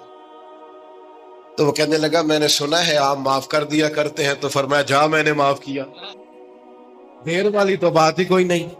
اللہ بچائے، کتنی بڑی بھی مشکل آ جائے، کچھ بھی ہو جائے، مجھے میرا اللہ بچائے گا. میرے عزیزوں طاقتور زندگی گزارنی ہے. میں نے زیادہ باتیں نہیں کرنی، تھوڑی تقریر کرنے والا آدمی ہوں، سمیٹنے کی طرف آ رہا ہوں. اپنی زندگی میں اپنے افکار و نظریات میں کبھی بھی کسی قسم کی بھی کمزوری پیدا نہ کرے. نبی اکرم صلی اللہ تعالی علیہ وسلم نے اپنے غلاموں کو تازہ دم رکھا ہے، ان کو فکری توانائیاں عطا کی ہیں. بس ہم نہ آہستہ آہستہ اتنے کمزور ہو گئے کہ ہم ضعف اعتقادی کی طرف چلے گئے. اس کی جو سب سے بڑی وجہ ہے وہ یہ ہے کہ سوچ بڑی محدود ہے. اپنے گھر تک، اپنے محلے تک، اپنے کمائی تک، اپنے مکان تک محدود ہو کے رہ گئے. اس محدود سوچ سے باہر آئیں. نبی کریم علیہ السلام نے فرمایا میں خلق کا رسول بن کے آیا ہوں، مخلوق کا رسول ہوں میں. یعنی نبی اکرم علیہ السلام کی امت دعوت میں تو سارے انسان شامل ہیں نا. محبوب نے کہا میں خلق کا رسول ہوں. جب بھی سرکار نے بات کی عالمی سطح کی بات کی. جب بھی یہ اسلام جو ہے یہ حدود و قیود میں بند نہیں. اقبال کہتے ہیں بازو تیرا توحید کی قوت سے قوی ہے. تو جناب ہمارے وطن کا نام کیا ہے؟ اسلام تیرا دیش ہے. اسلام تیرا، اقبال کہتے ہیں بازو تیرا توحید کی قوت سے قوی ہے، اسلام تیرا دیش ہے تو مصطفی ہے. اسلام تیرا دیش. آپ کی سوچ بڑی ہونی چاہیے، وسیع سوچ. آپ کو پتہ ہے تجارت کو سرکار نے پسند کیا ہے. کیوں؟ تجارت سے زیادہ مواقع، جب آپ کارخانہ لگاتے ہیں نا تو بہت سارے لوگوں کا روزگار اس سے وابستہ ہوتا ہے، اس سے وسعت پیدا ہوتی ہے سوسائٹی میں، معاشرے. آپ مت سمجھیں میں تاجروں کی سپورٹ نہیں کرتا، لیکن میں آپ کو یہ بات تجربے کی روشنی میں اور اپنی سمجھ بوجھ کے مطابق عرض کر رہا ہوں کہ جب تاجر مارکیٹ کے اندر انڈسٹری لگاتا ہے تو وہ صرف تاجر کوئی نفع نہیں ہوتا، اس سے بہت سارے لوگ جڑتے ہیں اور بے روزگاری کا خاتمہ ہوتا ہے. اس کے نتائج قوم کے حق میں اچھے نکلتے. تو سوچ، قومی سوچ پیدا کرے، محدود سوچیں. وہ بڑا دیکھیں نا، یہ ایک حدیث میری طرف توجہ ہے آپ کی، یہ دیکھیں یہ ایک حدیث کتنا عالمی کرتی ہے بندے کو. نبی پاک علیہ الصلوۃ والسلام نے فرمایا مومن وہ ہے جو اپنے لیے پسند کرے وہی اپنے بھائی کے لیے بھی پسند کرے. یہ ایک روایت اگر اس پر، اور یہ آتی بھی سب کو ہے، اگر سب کا اس پر عمل ہونے لگ جائے تو مجھے بتائیے کوئی چیز ملاوٹ والی بکے گی مارکیٹ میں؟ کوئی دھوکہ دے گا؟ کوئی ایسا کام جو غلط ہو؟ بیٹھ جائیں بیٹا، تشریف رکھیں سارے، اللہ کو وہ ایک اٹھیں گے تو پھر تو سارے اٹھ جائیں گے۔ مہربانی کریں، بس میری بات مکمل ہوگی، پیغام میں نے جو دینا تھا دے لیا، سمیٹ رہا ہوں بات کو۔ یاد رکھیے گا کہ عالمی سوچیں، قومی، آپ جب اپنے بھائیوں کے لیے بھی وہی پسند کریں گے جو خود پسند کر رہے ہیں تو سوسائٹی میں کتنا نکھار آئے۔ سرکار جب بھی بات کرتے تھے بڑی بات کرتے تھے، داعیہ اللہ ہے نا، تو جب بھی بات کی عالمی۔ ایک سفر سے حضور واپس تشریف لائے، کئی دنوں کے بعد حضور تشریف لائے تو سفر کا اثر تھا، تھکاوٹ تھی وجود اطہر پر، بظاہر لباس مبارک پر بھی اثرات تھے سفر کے۔ سیدہ طیبہ طاہرہ حضرت سیدہ زہرا رضی اللہ تعالی عنہ، آپ نے جب دیکھا نا سرکار کی کیفیت کو تو آنکھوں میں آنسو آ گئے، تو عرض کرنے لگیں، رو کے عرض کرنے لگیں، یا رسول اللہ آپ دین کے لیے کتنی مشقت برداشت کرتے ہیں، کتنی آپ تکلیف اٹھاتے ہیں، آنسو بہائے۔ اب مجھے بتائیے ہمارا کوئی بچی بچہ ایسی بات کرے تو ہم کہتے ہیں تجھے تو ایک دو کا پتہ ہے، میرے تو بہت زیادہ ہے، تو کتاب کھول دیتے۔ جب کہا یا رسول اللہ آپ کتنی تکلیف اٹھاتے ہیں تو پتہ ہے نبی کریم نے کیا فرمایا؟ حضور فرمانے لگے، فاطمہ آپ کے والد کو اللہ نے بڑے مقاصد کے لیے دنیا میں مبعوث فرمایا، بڑے مقاصد کے لیے دنیا میں مبعوث فرمایا ہے۔ فرمایا نہ کوئی گھر کچا بچے گا، نہ پکا بچے گا، نہ کوئی جھونپڑی بچے گی جہاں اللہ تعالی ہمارے دین کے پیغام کو پہنچا نہیں دے گی۔ تو جب بڑے مقاصد کے لیے نکلنا ہے تو پھر یہ صحبتیں تو چلیں گی، یہ آزمائشیں تو چلیں گی۔ میرے بھائیوں، وسیع الظرفی، وسیع القلبی، کشادہ سینہ، بڑا دل، بڑا حوصلہ، بڑی سوچیں، بڑے افکار اپنی زندگی میں پیدا کریں۔ نوجوانوں، آرام پسندی تھوڑی کم کرو، ہر وقت لیٹنا، ہر وقت آرام تلاش کرنا یہ کمزور کر دیتا ہے جوانوں۔ لقد خلقنا الانسان فی کبد، ہم نے انسان کو مشقت میں رہتا ہوا پیدا کیا۔ میں نے ابھی دوستوں سے کہا ہے، پھر آپ کی خدمت میں عرض کرتا ہوں، رات ہو گئی ہے تقریباً 11 گھنٹے کی، 7 بجے عشاء ہوتی ہے اور 6 بجے کے بعد ہی عموماً سب جگہوں پہ فجر کی نماز ہوتی ہے، تو 11 گھنٹے کی رات بنتی۔ بہت زیادہ بھی ڈاکٹر کہتا ہے کوئی سوئے تو 8 گھنٹے سو لے، نیند پوری ہے۔ اگر عشاء کے بعد موبائل کرو جلدی بند، تو ذرا سحری میں اٹھو، بندہ ہو جوان اور اٹھ کے پڑھے تہجد، تو مزہ نہیں آ جاتا۔ اور جو سحری کے وقت دعا کا مزہ ہے، جو دعا کی لذت ہے، نبی کریم علیہ السلام نے صبح صبح سیدہ پاک کو آواز دے کے کہا یہ ہماری تعلیم کے لیے، فرمایا اٹھو، یہ رب کریم سے سوال کرنے کا وقت ہے۔ پچھلی رحمت، پچھلی راتی رحمت رب دی کرے بلند آوازہ، او بخشش منگن والے کارن کھلا جے دروازہ۔ لیکن ہمارا مسئلہ یہ ہے کہ جس ٹائم جاگنا ہے اس ٹائم سوتے ہیں، جس ٹائم سونا ہے اس ٹائم۔ ایک گزارش تو یہ ہے کہ کوشش کریں ان راتوں میں تو کم از کم تہجد پڑھی جائے، اور یہ کوشش کر کے دیکھیں مزہ آئے گا۔ اور پھر ادھر ادھر لوگوں کو دکھ بتانے کی بجائے نا، جب تہجد کی 2 رکعتیں پڑھ لیں تو سارا اپنے رب کی بارگاہ میں عرض کر دیں، بوجھ بھی ہلکا ہوگا دل کا، راز بھی رکھا جائے گا اور کرم بھی ہو جائے گا۔ اور دوسری گزارش یہ ہے کہ سرکار دو عالم علیہ السلام نے نوجوانوں سے کہا تھا، جوانوں یا نکاح کرو یا روزے رکھو۔ یہ بڑے آسان دن ہے روزے رکھنے کے لیے، کم از کم پیر کا تو ضرور رکھے نا۔ ٹھنڈا وقت ہے، کچھ نہ کچھ وقت یہ آپ کو جو عبادت ہے یہ مضبوط کرے گی، دنیا داروں سے بے نیاز کرے گی۔ سب سے طاقتور وہ مومن ہوتا ہے جسے رب کو منانا آتا ہے۔ دعا ہتھیار ہے مومن، مسلم کے ساتھ وابستگی پیدا کرے، یہ باقی سارے چکروں سے باہر آ جائیں۔ مجھے ایک نوجوان نے کہا کہ یہ لوگ مشہور کیسے ہوتے ہیں؟ میں نے کہا ایک تو شہرت وہ ہے جو لوگ کشید کرتے ہیں، یہ لیے پھرتے ہیں بیچارے آج کل بہت سارے لوگ، جیسے بھی مشہور ہونا پڑے ہونا ہی ہونا ہے، یہ خطرناک ہے۔ ایک شہرت وہ ہے جو خدا اپنے فضل سے دیتا ہے، اللہ اپنے کون سی سیجعل لہم الرحمن ودا، فرمایا جو ایمان لانے کے بعد اچھے عمل کرے گا رحمان لوگوں کے دلوں میں محبت پیدا فرما دے۔ یہ خدائی ہے محبت، خدائی۔ تو یہ کشید نہ کریں، اللہ جو عطا کرے اس پر توجہ کریں۔ ایک تو میں نے آپ کی خدمت میں یہ بات عرض کی ہے کہ ہم نے کوشش کرنی ہے محنت کرنی، کسی دنیا دار کے ہاتھوں کی طرف دیکھنا، محنت کریں گے انشاءاللہ، کوشش کریں گے۔ اور دوسرا بھروسہ کرنا ہے رب رسول پہ، اور تیسرا ذہن رکھنا ہے ذرا وسیع قسم کا، محدود سوچیں پیدا نہیں کرنی۔ سب سے پہلے تو یہ سمجھ لیں کہ ان محافل کا مقصود کیا ہوتا ہے اور اس سے ہم عکس کیا کرنا چاہتے ہیں۔ ان محافل کے دو قسم کے مقصد ہوتے ہیں۔ ایک مقصد تو یہ ہوتا ہے کہ ان عظیم المرتبت شخصیات کی بارگاہ میں خراج عقیدت پیش کیا جائے، اپنی محبتوں کا نذرانہ پیش کیا جائے، جنہوں نے خدمت دین متین میں اور نبی پاک علیہ الصلوۃ والسلام کی غلامی میں اور کتاب و سنت کی ترویج و اشاعت میں اتنا بڑا کردار ادا کیا۔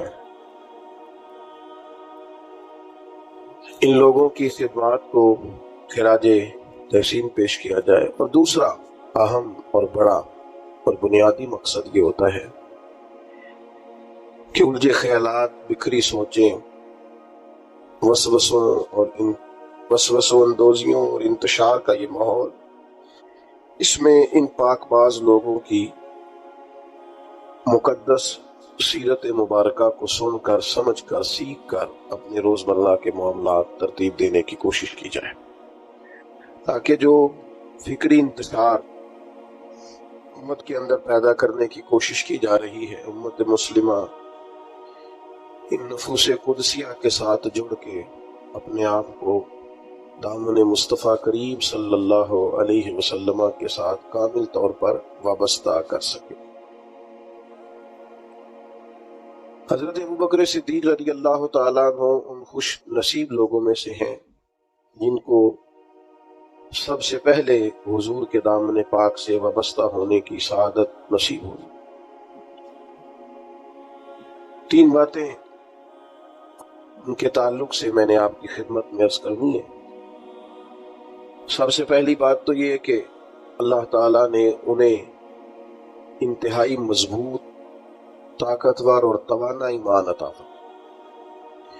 قرآن مجید میں اللہ کریم نے فرمایا والذی جاء بالصدق وصدق بہ، ایک وہ شخصیت جو سچ لے کے تشریف لائی اور دوسری وہ جنہوں نے اس کی تصدیق کی۔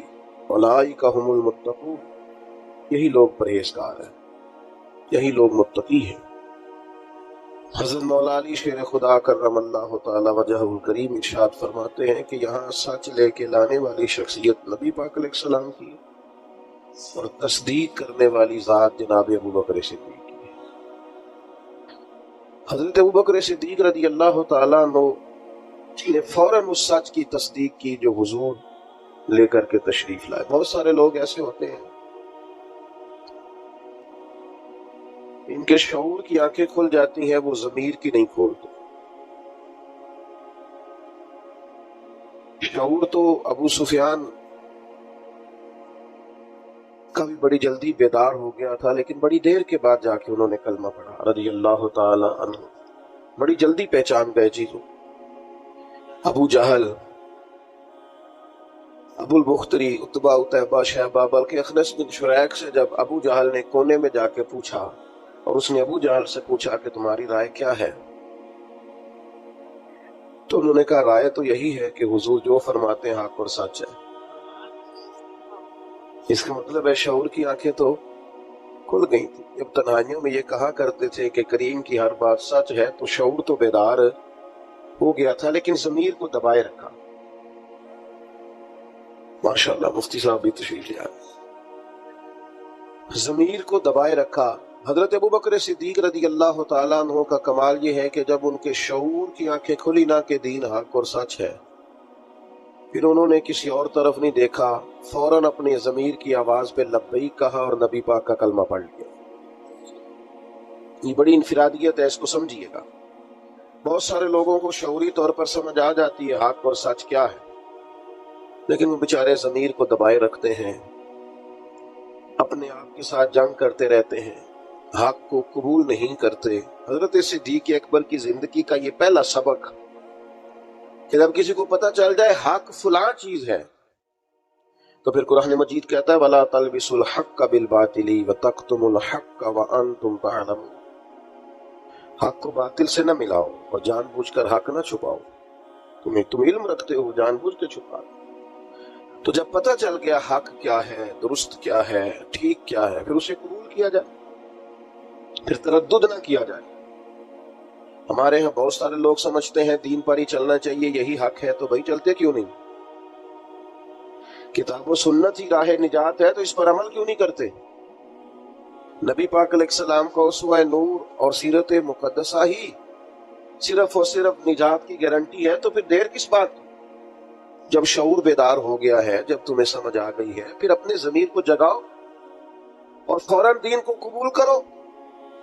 میں بڑی معذرت سے عرض کروں گا، ڈھیر سارے لوگ ہیں جو گروہ پرست ہیں، حق پرست نہیں، اپنی جماعتوں کے بت پالتے ہیں، تنظیموں کے بت پالتے ہیں، وہ اپنے قبیلے کا بت پالتے ہیں، اپنے علاقے کا بت پالتے ہیں، لسانی اور علاقائی بنیادوں پر تقسیم رہتے ہیں، حق پرست نہیں ہوتے، گروہ پرست ہوتے۔ میرے گروپ نے جو کہہ دیا ہے وہ اگرچہ غلط بھی ہے، لیکن کیونکہ میرے گروپ نے کہا ہے لہذا ہر حال میں اسے سپورٹ کرنا ہے۔ یہ جرأت انسان میں ہونی چاہیے کہ وہ حق کو حق کہے، وہ صحیح کو صحیح کہے۔ یہ جرأت جناب صدیق اکبر نے پیدا کی، اور بڑے دلیر آدمی تھے حضرت صدیق اکبر، جنہیں پوری طرح سارے معاشرے سے لڑنے کا حوصلہ تھا، گھر میں بھی گھر کے باہر بھی۔ اللہ نے بعد میں توفیق دی، ان کی 4 نسلیں صحابی بنی ہیں، لیکن شروع میں یہ اعلان کرنا، ان کے والد سخت ناراض ہوا کرتے تھے بعض چیزوں سے، اور پھر قبیلے سے عوام لوگوں نے تو سمجھ لیا نیکیاں بھی شاید جمہوری ہوتی ہیں، سارے کریں گے تو میں بھی کروں گا، یہ فلانا کام کوئی نہیں کر رہا میں کیوں کروں۔ نیکیاں جمہوری نہیں ہوتی، ملک جمہوری ہے، نیکیاں جمہوری نہیں ہوتی، نیکی تو نیکی ہوتی ہے، کوئی کرے نہ کرے ہم نے کرنی کرنی۔ تو حضرت صدیق اکبر کا یہ پہلا اعزاز، اس کو سمجھیں کہ انہوں نے دین حق کو قبول کیا، اور نبی پاک علیہ السلام نے اس بات کو بطور اعزاز کے بیان کیا ہے، بطور فضیلت کے، یہ ان کی انفرادیت کے طور پر نبی پاک نے اس کو بیان کیا۔ حضور علیہ السلام نے ارشاد فرمایا کہ میں نے جس کے سامنے بھی دین پیش کیا ہے اس نے تردد کیا۔ کچھ لوگوں نے دلیل مانگی، حضور کے پاس دلیلوں کی کمی تو نہیں، سرکار تو خود سراپا دلیل ہے۔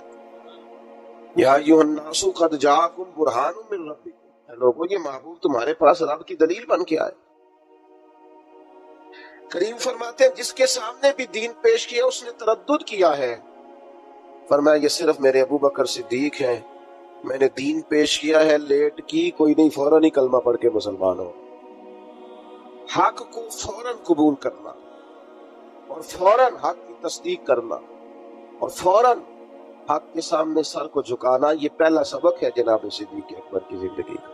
لیٹ نہ کریں، کمزور نہ بنے، ٹوٹتی بکھرتی رائے والے نہ بنے، کمزور ارادوں والے نہ بنے، حق جب نصیب ہو اسے قبول کریں۔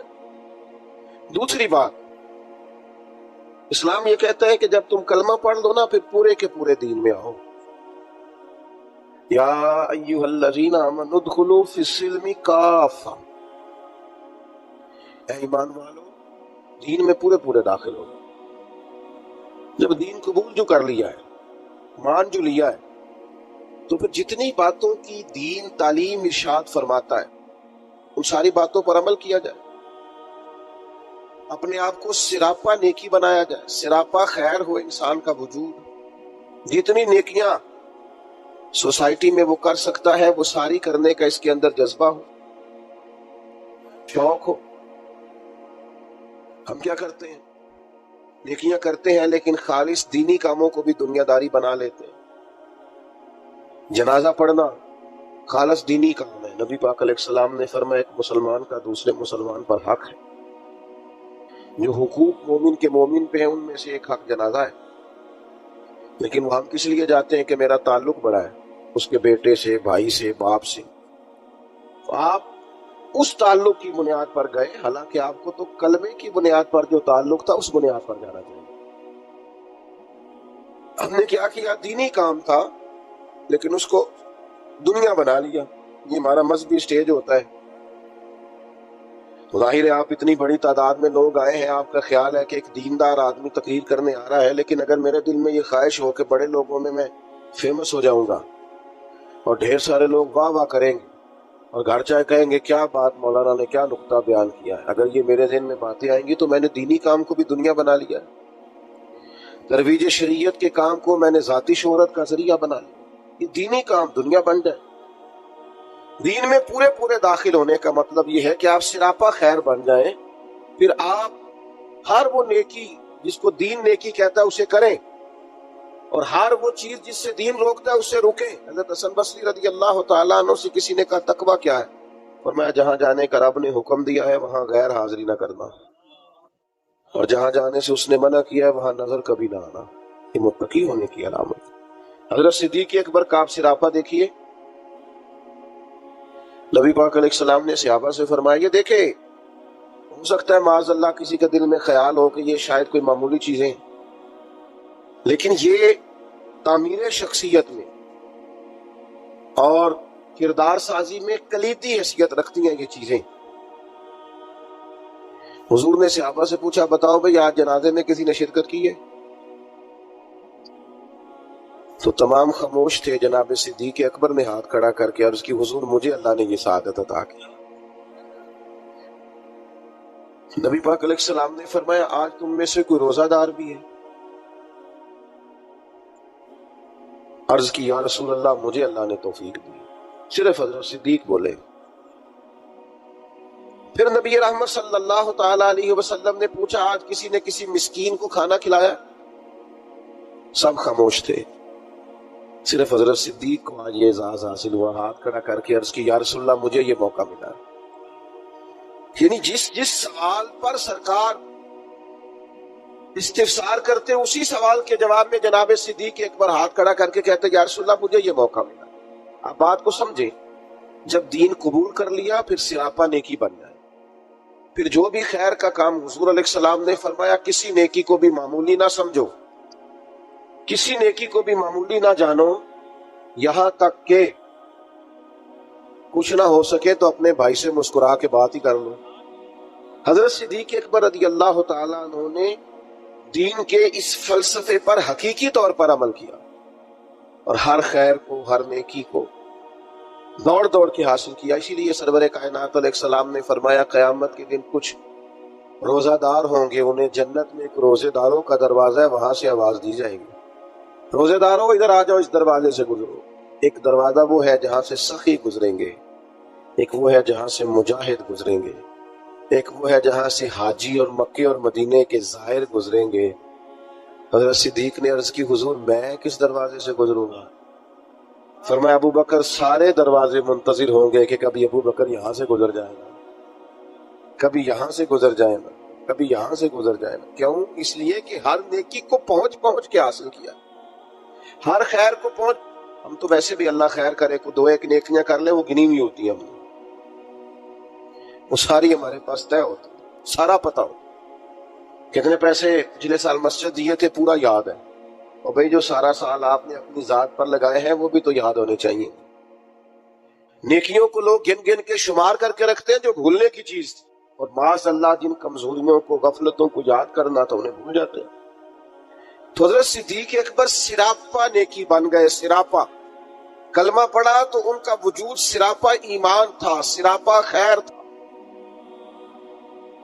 کوئی بھی ایسا کام نہ کریں جس سے محسوس ہو کہ ہم وقت ضائع کرتے ہیں، ہمیں خیر سے وابستگی نہیں ہے۔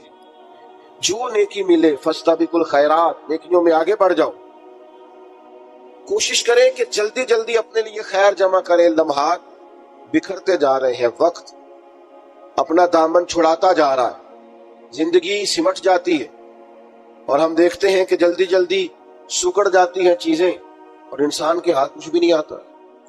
تو کوشش کی جائے ہمیشہ خیر جمع کرنا، بڑھ چڑھ کے نیکیاں کرنے کی. نبی کریم علیہ السلام نے فرمایا جنتیوں کی 360 علامتیں، کسی میں ایک بھی پائے جائے تو جنتی ہے. آپ کی توجہ ہے میری بات پر؟ کتنی علامتیں؟ کسی میں اللہ کا ایک دعا مانگنے لگا وہ آمین کہنا ہے. اللہ کرے آپ موبائل کم دیکھیں اور میری بات زیادہ سنیں، آمین تو کہتے ہیں، دعا میں تو شامل ہو جاؤ یار، دعا مانگیے. ان 360 یہ ساری وہی نیکیاں ہیں جو پھیلی ہوئی ہیں. خیر کرنا، پیار کرنا، عبادت کرنا، مخلوق کی خدمت میں مشغول رہنا. فرمایا جنتیوں کی 360 علامات ہیں، ایک بھی پائی جائے تو بندہ جنتی ہے. حضرت صدیق اکبر کا لہجہ ہمیشہ دھیما رہا، بڑے وزادار تھے. فوراً عرض کی یا رسول اللہ میرے اندر بھی کو پائی جاتی ہے. وہ جو 360 نورانی علامات ہیں جنتیوں کی تو کریم میرے اندر بھی کو پائی جاتی. نبی کریم نے فرمایا آپ کے اندر تو 360 ساری کی ساری پائی جاتی ہے. انہوں نے سراپا خیر کیا، سراپا. ہم بھی بڑے مصروف لوگ ہیں. کوئی پوچھے جناب کی کیا پوزیشن ہے، کہتے ہیں بڑا مصروف ہوں. تو اگر پوچھا جائے کتنی دیر مصروف ہے تو کہتے ہیں 6 گھنٹے تو موبائل پہ مصروف ہوں. یہ جو راتیں ہیں نا، لمبی راتیں سردیوں کی، یہ تہجد پڑھنے کے دن تھے. اور یہ چھوٹے دن تھے سردیوں کے، یہ روزے رکھنے کے دن تھے. لیکن اس کے لیے جو عشاء کے بعد سو جائے، یعنی اگر 7 بجے عشاء پڑھی اور 6:15 فجر پڑھی تو اتنی لمبی رات بنتی ہے 10-11 گھنٹے کی. اور ڈاکٹر کہتے ہیں بڑا بھی زیادہ سوئیں تو 8 گھنٹے کافی ہے، تو 3 گھنٹے تو رات پھر بچ جاتی. یہ وقت تھا سحری میں اٹھنے کا، لیکن اس کے لیے جو عشاء کے بعد موبائل کی جان چھوڑے تاکہ سحری میں اٹھ سکے. سوئے گا نہیں تو اٹھے گا کیسے؟ ہم اگر مزاج رکھتے ہو نا خیر کا تو اللہ تعالیٰ وقت میں بھی برکت پیدا کر دیتا ہے. کہ جو ہمارے بزرگ اتنی بڑی ضخیم کتابیں لکھ گئے، کتنی جلدیں ہیں ان کے وقت میں برکت تھی، وقت کو مینج کرتے تھے. لیکن خوش گپیاں ہماری سیریں، ہمارا آنا جانا، ہمارا موبائل کو وقت دینا، اس نے ہمیں بڑا الجھا دیا ہے. حضرت عمر فاروق رضی اللہ تعالیٰ عنہ بیان فرماتے ہیں، کہتے ہیں ایک نابینا بیوہ اور بے اولاد خاتون تھی مدینہ منورہ میں. تو میں اس کے گھر کا کام کاج کر دیا کرتا. وہ ایک دن میں گیا تو میرے سے پہلے ہی کوئی بوڑھی اماں کے گھر کا کام کر گیا. آپ غور کیجئے گا بات، یہ مختلف انداز میں روایت مختلف جگہوں پہ ہے. صاحب کنز المال نے اس طرح لکھی ہے جس طرح میں بیان کر رہا ہوں. کوئی مجھ سے پہلے سارے کام کر گیا. بھلا کام کیا تھے؟ گھر میں جھاڑو دینا تھا، برتن مانجنے تھے، پانی بھر کے لانا. کوئی مجھ سے پہلے کر گیا.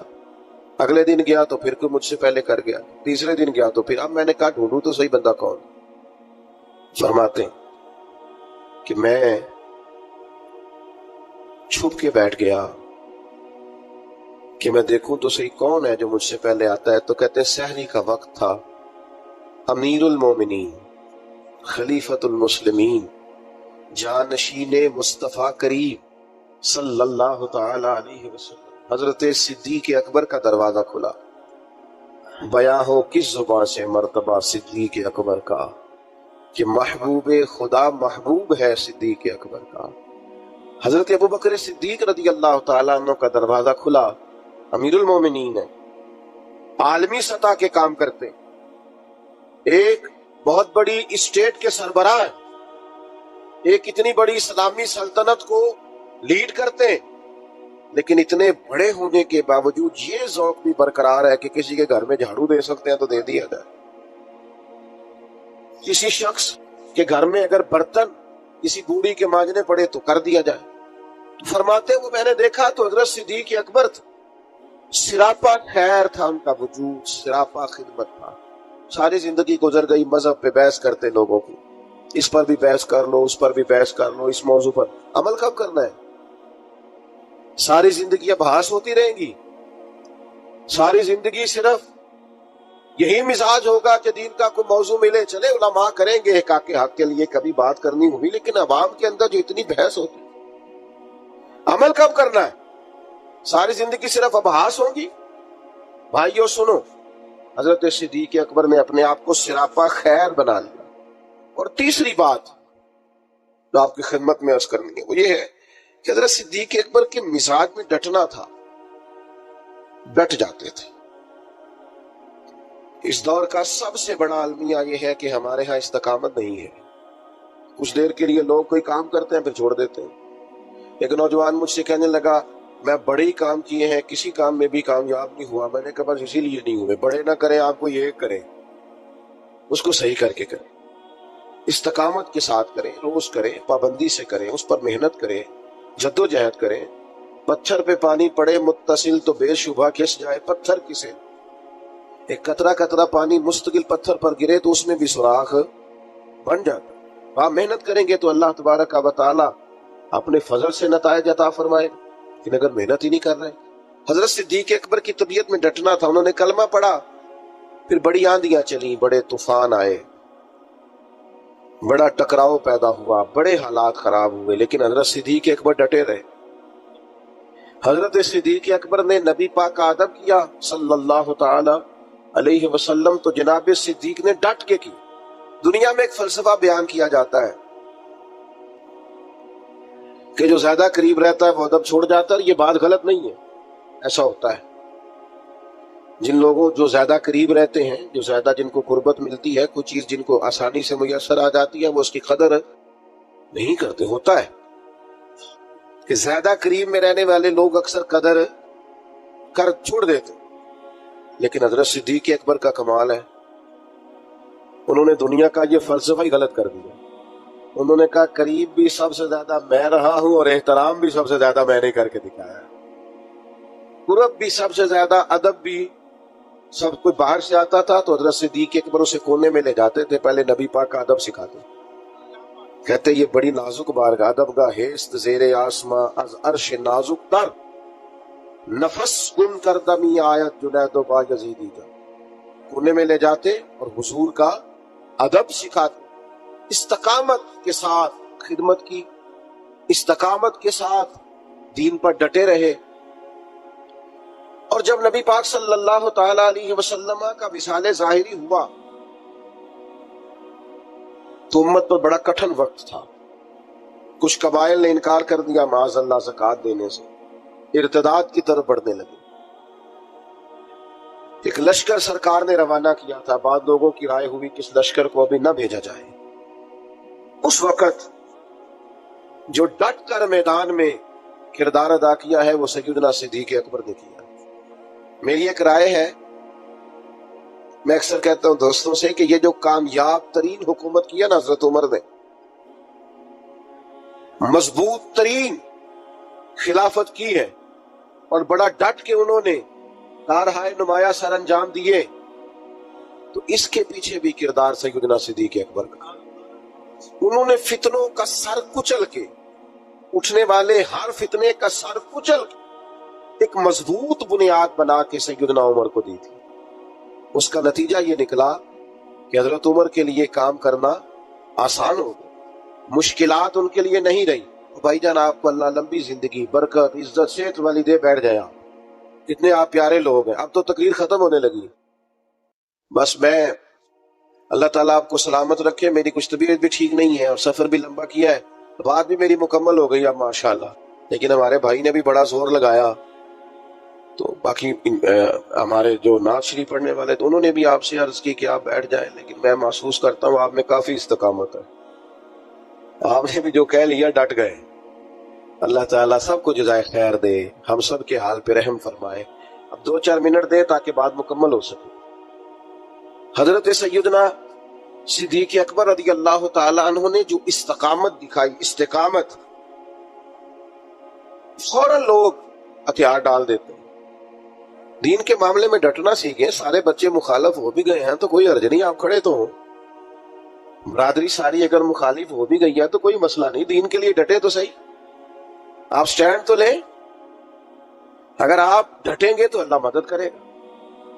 حضرت عمر رضی اللہ تعالیٰ عنہ نے آن کر کے حضرت صدیق اکبر سے یہ عرض کیا تھا کہ حضور ابھی حالات اور ہیں، آپ کم از کم یہ لشکر ہی نہ بھیجیں، مانعین زکوٰۃ معاذ اللہ منکرین ان کے خلاف لڑنا ہے، حالات اس طرح کے نہیں ہیں، ذرا بہتری ہو جائے گی۔ تو حضرت ابوبکر صدیق جو اپنے مزاج کے لحاظ سے نرم خو تھے، انہوں نے حضرت عمر سے کہا تمہیں تمہاری ماں روئے، تم مجھے یہ مشورہ دے رہے ہو کہ وہ لشکر روک دوں جسے سرکار نے روانہ کیا؟ فرمانے لگے میں مدینہ منورہ میں اکیلا بھی رہ گیا اور جنگل کے درندے آ کے مجھے نوچنے بھی لگے تو میں تنہا مقابلہ کروں گا، لیکن وہ لشکر ضرور جائے گا جسے مدینے والے محبوب نے روانہ۔ یہ استقامت، یہ ٹھہرنا، ذرا کھڑے ہو۔ اچھا کئی دفعہ ایسا ہوتا ہے وقتی طور پر حالات موافق نہیں ہوتے، حالات کی نبض دیکھ کر نہیں چلنا چاہیے، کتاب و سنت کا حکم دیکھ کر چلنا چاہیے۔ حالات موافق نہیں ہے تو کیا ہوا، ہم حق چھوڑ جائیں گے؟ استقامت ایک نعمت ہے۔ سیدہ عائشہ صدیقہ رضی اللہ تعالیٰ عنہ بیان فرماتی ہیں کہ نبی پاک علیہ السلام نے فرمایا اللہ کو وہ عمل زیادہ پسند ہے اگرچہ تھوڑا ہو پر روز ہو، استقامت کے ساتھ، اس کے اندر کسی قسم کی کمی نہ کی جائے، وہ عمل اللہ تبارک و تعالیٰ کو زیادہ محبوب اور زیادہ پسند ہے۔ تو بھائیو ہمیشہ ان تین باتوں پر ضرور عمل کریں۔ ایک تو حق جب مل جائے تو پھر اسے چھوڑنا، قبول کرنا ہے اسے۔ دوسری بات یہ کہ دین جب قبول کر لیا تو پھر دین کی ساری خیر پر عمل کریں، پھر جد و جہد کریں، پھر کوشش کریں کہ جو نیکی ملے اسے جلدی سے کر گزریں۔ ہمارے ہاں بہت سارے کام ہوتے ہیں ہم کر سکتے ہیں لیکن ہم توجہ نہیں کرتے، ہمارا وقت ضائع ہوتا ہے۔ نبی پاک علیہ السلام نے فرمایا صبح جب دن چڑھتا ہے تو دن اعلان کرتا ہے آج آیا ہوں، آج کے بعد نہیں آؤں گا، جو عمل کرنا کر لو، تو خیر کر لے جتنی ہو سکتی۔ اور تیسری بات اور اہم اور بنیادی اور کلیدی بات یہ کہ دین کے مسئلے میں استقامت دکھائیں، کھڑے ہو، ڈٹ جائیں۔ آپ حق پر کھڑے ہوں گے تو اللہ مدد فرمائے گا۔ ذرا سی بات ہوتی ہے نا شادی کے موقع پر کہ میں بھائی یہ بینڈ باجا، یہ عورتوں کی مووی، یہ تماشا میں نہیں کرنے دوں گا، اتنی سی جرات بھی لوگ نہیں کرتے، اپنے گھر میں نہیں کر سکتے۔ وہ جو سب کو دین نافذ کرنے کی بات کر رہے ہوتے ہیں وہ اپنے گھر کے اندر اتنا نفاذ نہیں کرا سکتے۔ ویسے کوئی دوست ملنے آئے تو ڈرائنگ روم میں آئے گا، مووی والے کو اجازت ہے، وہ سب بیویوں کے بیچ گھوم رہا ہے، معاذ اللہ۔ ہمیں خیال ہی نہیں آ رہا کہ یہ اتنا بڑا ہم بربادی والا کام کر رہے ہیں۔ پہلے تو کچھ شادیوں پہ جانے کا موقع ملتا تھا تو مردوں عورتوں کے بیچ ایک پردہ لگا دیا جاتا تھا، اب تو چند شادیوں کے بارے میں خبر ملی تو پردہ بھی اٹھ گیا ہے، اب سب اکٹھے بیٹھتے۔ اکبر الہ آبادی نے کہا تھا بے پردہ کل نظر آئیں جو چند بیبیاں، وہ اکبر زمین میں غیرت قومی سے گڑ گیا، پوچھا جو ان سے بڑھ کے کہ تمہارا پردہ کدھر گیا، کہنے لگی وہ عقل پہ مردوں کی پڑ گیا، مردوں کے عقلوں میں پڑ گیا، ہم پردہ نہیں کرتے۔ آخری گزارش میری آپ سب حضرات کی خدمت میں، وہ آپ نے نہایت توجہ سے میری بات کو سننا ہے۔ صحابہ اور اہل بیت کے معاملے میں اپنے آپ کو حساس بنائیں، کسی شخص کی کسی کمزور بات کو کبھی نہ سنیں۔ حضور کے جمیع صحابہ وہ سارے آسمانی ہدایت کے ستارے ہیں، اور میرے اعلیٰ حضرت فرماتے ہیں نبی پاک کی نسل میں ایک ایک بچہ نور کا ہے، تیری نسل پاک میں ہے بچہ بچہ نور کا، تو ہے عین نور تیرا سب۔ اس کمزوری سے بچیں۔ ہم نے ان کی پیروی کرنی ہے کہ ان پر بحث کرنی؟ ہمیں تو کہا گیا تھا ان کی پیروی کریں۔ آپ نے کبھی دیکھا ہے کہ اسٹوڈنٹ کلاس میں بیٹھے ہوں، ٹیچر پڑھانے کے لیے آئے تو وہ کہے کتابیں کھولے تو ٹیچر جواب میں کہے جناب، وہ شاگرد جواب میں کہیں کہ آپ یہ بتائیں کہ آپ کی تعلیم کتنی ہے؟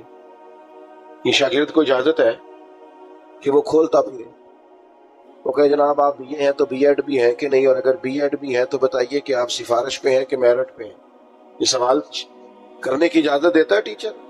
وہ کہتا تو کتاب کھول اور سبق پڑھ، تو سبق پڑھ۔ یہ مجھ سے پوچھیں گے، ہیڈ ماسٹر صاحب پوچھیں، پرنسپل صاحب پوچھیں، تو کون ہے؟ وہ شاگرد ہے۔ تو بھائی صحابہ کے مشاجرات میں پڑھنے کی اجازت نہیں ہے، ہم نے تو ان سے فیض لینا ہے، ہم نے تو سیکھنا ہے، ہم نے تو دیکھنا ہے کہ صداقت سیکھنی ہے تو آؤ دروازہ ابو بکر پر، عدل سیکھنا ہے تو آؤ دروازہ فاروق اعظم پر، شرم و حیا، وزاداری، حسن سیکھنا ہے تو آؤ نا سیدنا عثمان غنی کی بارگاہ میں آؤ، اور اگر ڈٹ کر جینا سیکھنا ہے، شجاعت سیکھنی ہے، فقاہت سیکھنی ہے، علم سیکھنا ہے، معرفت سیکھنی ہے تو آؤ سیدنا مولا علی کے دروازے۔ تو یہاں سے تو پانا ہے، سیکھنا ہے۔ ہم ابحاث میں الجھے ہوئے ہیں، اور پاک باز لوگوں کے بارے میں معاذ اللہ تعالیٰ ایسے لوگوں کی باتیں سنتے ہیں جو لوگ ہمارے دلوں میں وسوسہ اندوزی کرتے ہیں۔